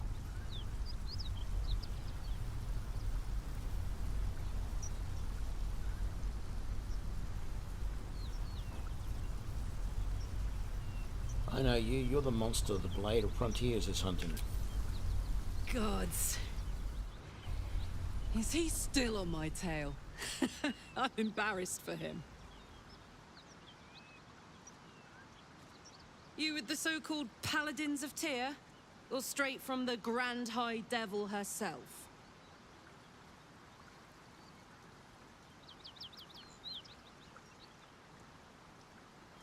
Either. I just know what to do when I see a devil. Kill it. I'm no devil. And you're no bounty hunter. I saw you before, on the Mind Flayer's ship. A great heat roars through you.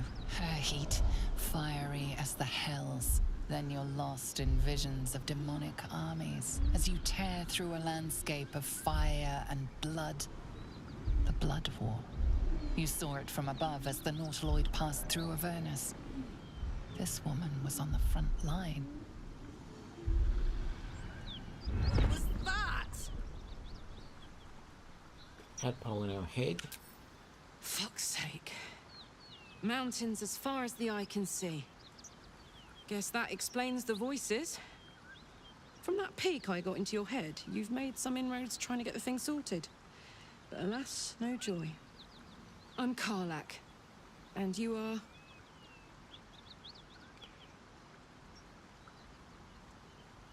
Athos. Well met, soldier. Now that we're old pals, how would you feel about helping me kill some evil bastards? A little background, if your moral compass needs something to point at. You already know I fought in the Blood War. I was good at killing demons. Really good. So good, Zariel, the Archdevil herself, made me her personal attack dog.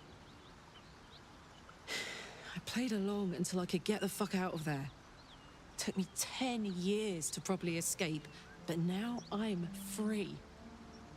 Zariel sent goon after goon to hunt me down. But believe me when I tell you, I'm not going. The latest yappy little dogs she sicked on me are nearby. A group of dopes posing as paladins of Tyr. Want to help me take them down?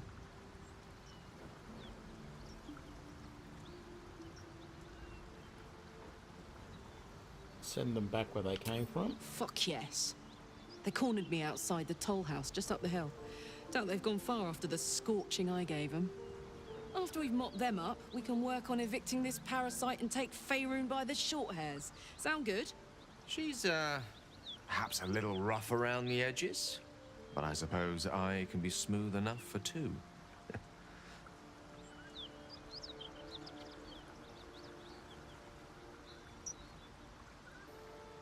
Sounds like a great plan. I'd hug you if it wouldn't scorch your skin off. No room in your party. What should I do? Meet me at the camp. I'll catch up with you when it's time to camp for now. But don't get to any of the fun stuff without me. Got it? So, this is interesting. Like, most people probably don't understand this, but in D&D there are devils and there are demons, and they are different things. The devils and the demons both come from the hells, and they fight each other. The devils are lawful evil, and the demons are chaotic evil.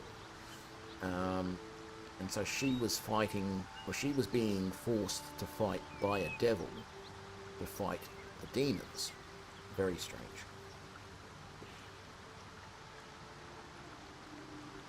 Do I know anything about how the Blood War started? No, I know nothing about that side of things. I just know the distinction between devils and demons.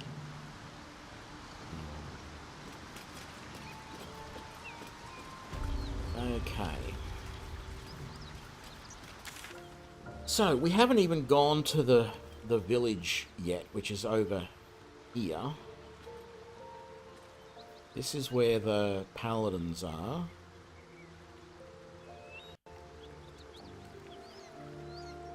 So that's the village there. And that's where I really want to get Halsin rescued rather than going off and doing all these other things. But I also think this stream has gone on quite a while, and it might be a good time to stop. It's probably not worthwhile us sleeping at camp just yet.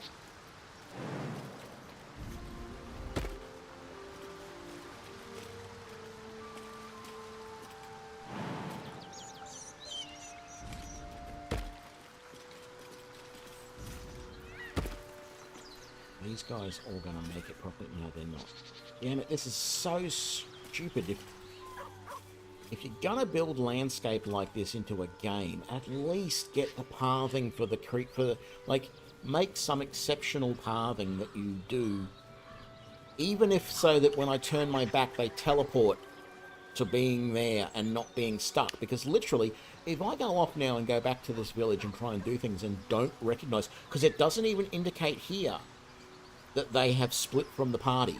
As far as my game is concerned, they're right behind me. If I go running off over here and get into trouble, they're going to be stuck back over here and not do anything. What I've got to basically do now is split off the party like this, keep these guys here, and now go and make Gale independently, jump over here, and then jump up here, and then walk over to here, and then I've got to get Madden, and I've got to get her to basically do the same thing, just because their pathing is broken.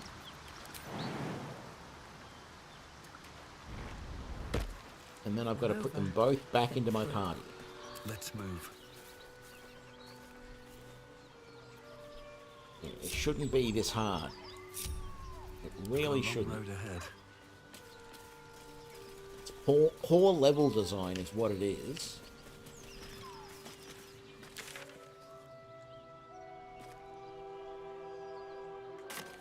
Sort of feel like I want to go back over to the other side of the river and go over the bridge the normal way to meet up with those guys, but I don't think it really matters.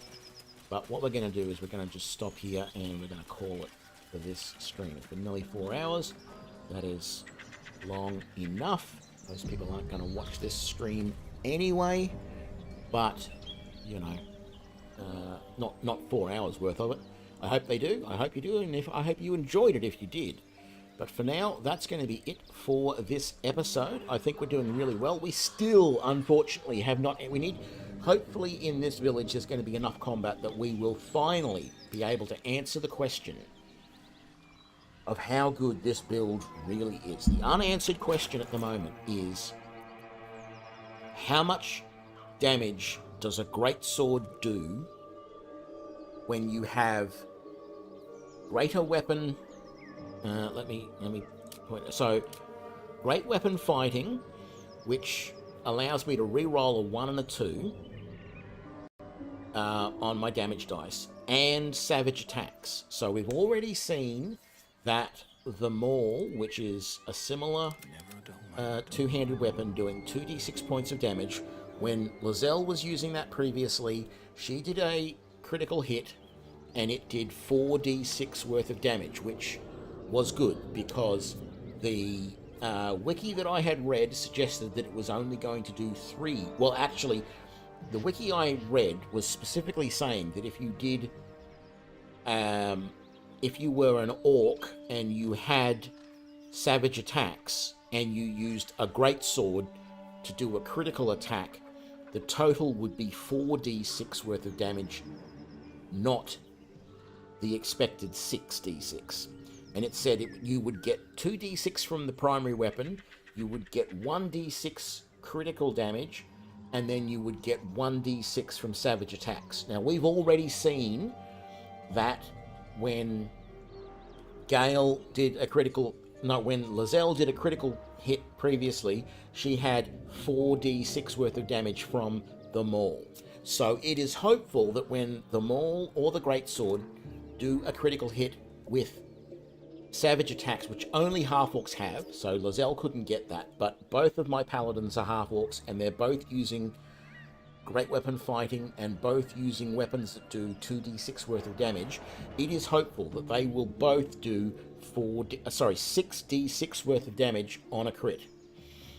And then on top of that, the great weapon fighting means that any 1s and 2s that they roll will be re-rolled, which means on average they're going to do 3 to 6 points of damage rather than 1 to 6 points of damage for each of those dice, which effectively means they do, I think I said 21 to 36 points of damage on a critical, and then on top of that, we can add Divine Smite into that, which adds another 2d6 worth of damage normally, but in a critical, I believe it adds 4d6 worth of damage.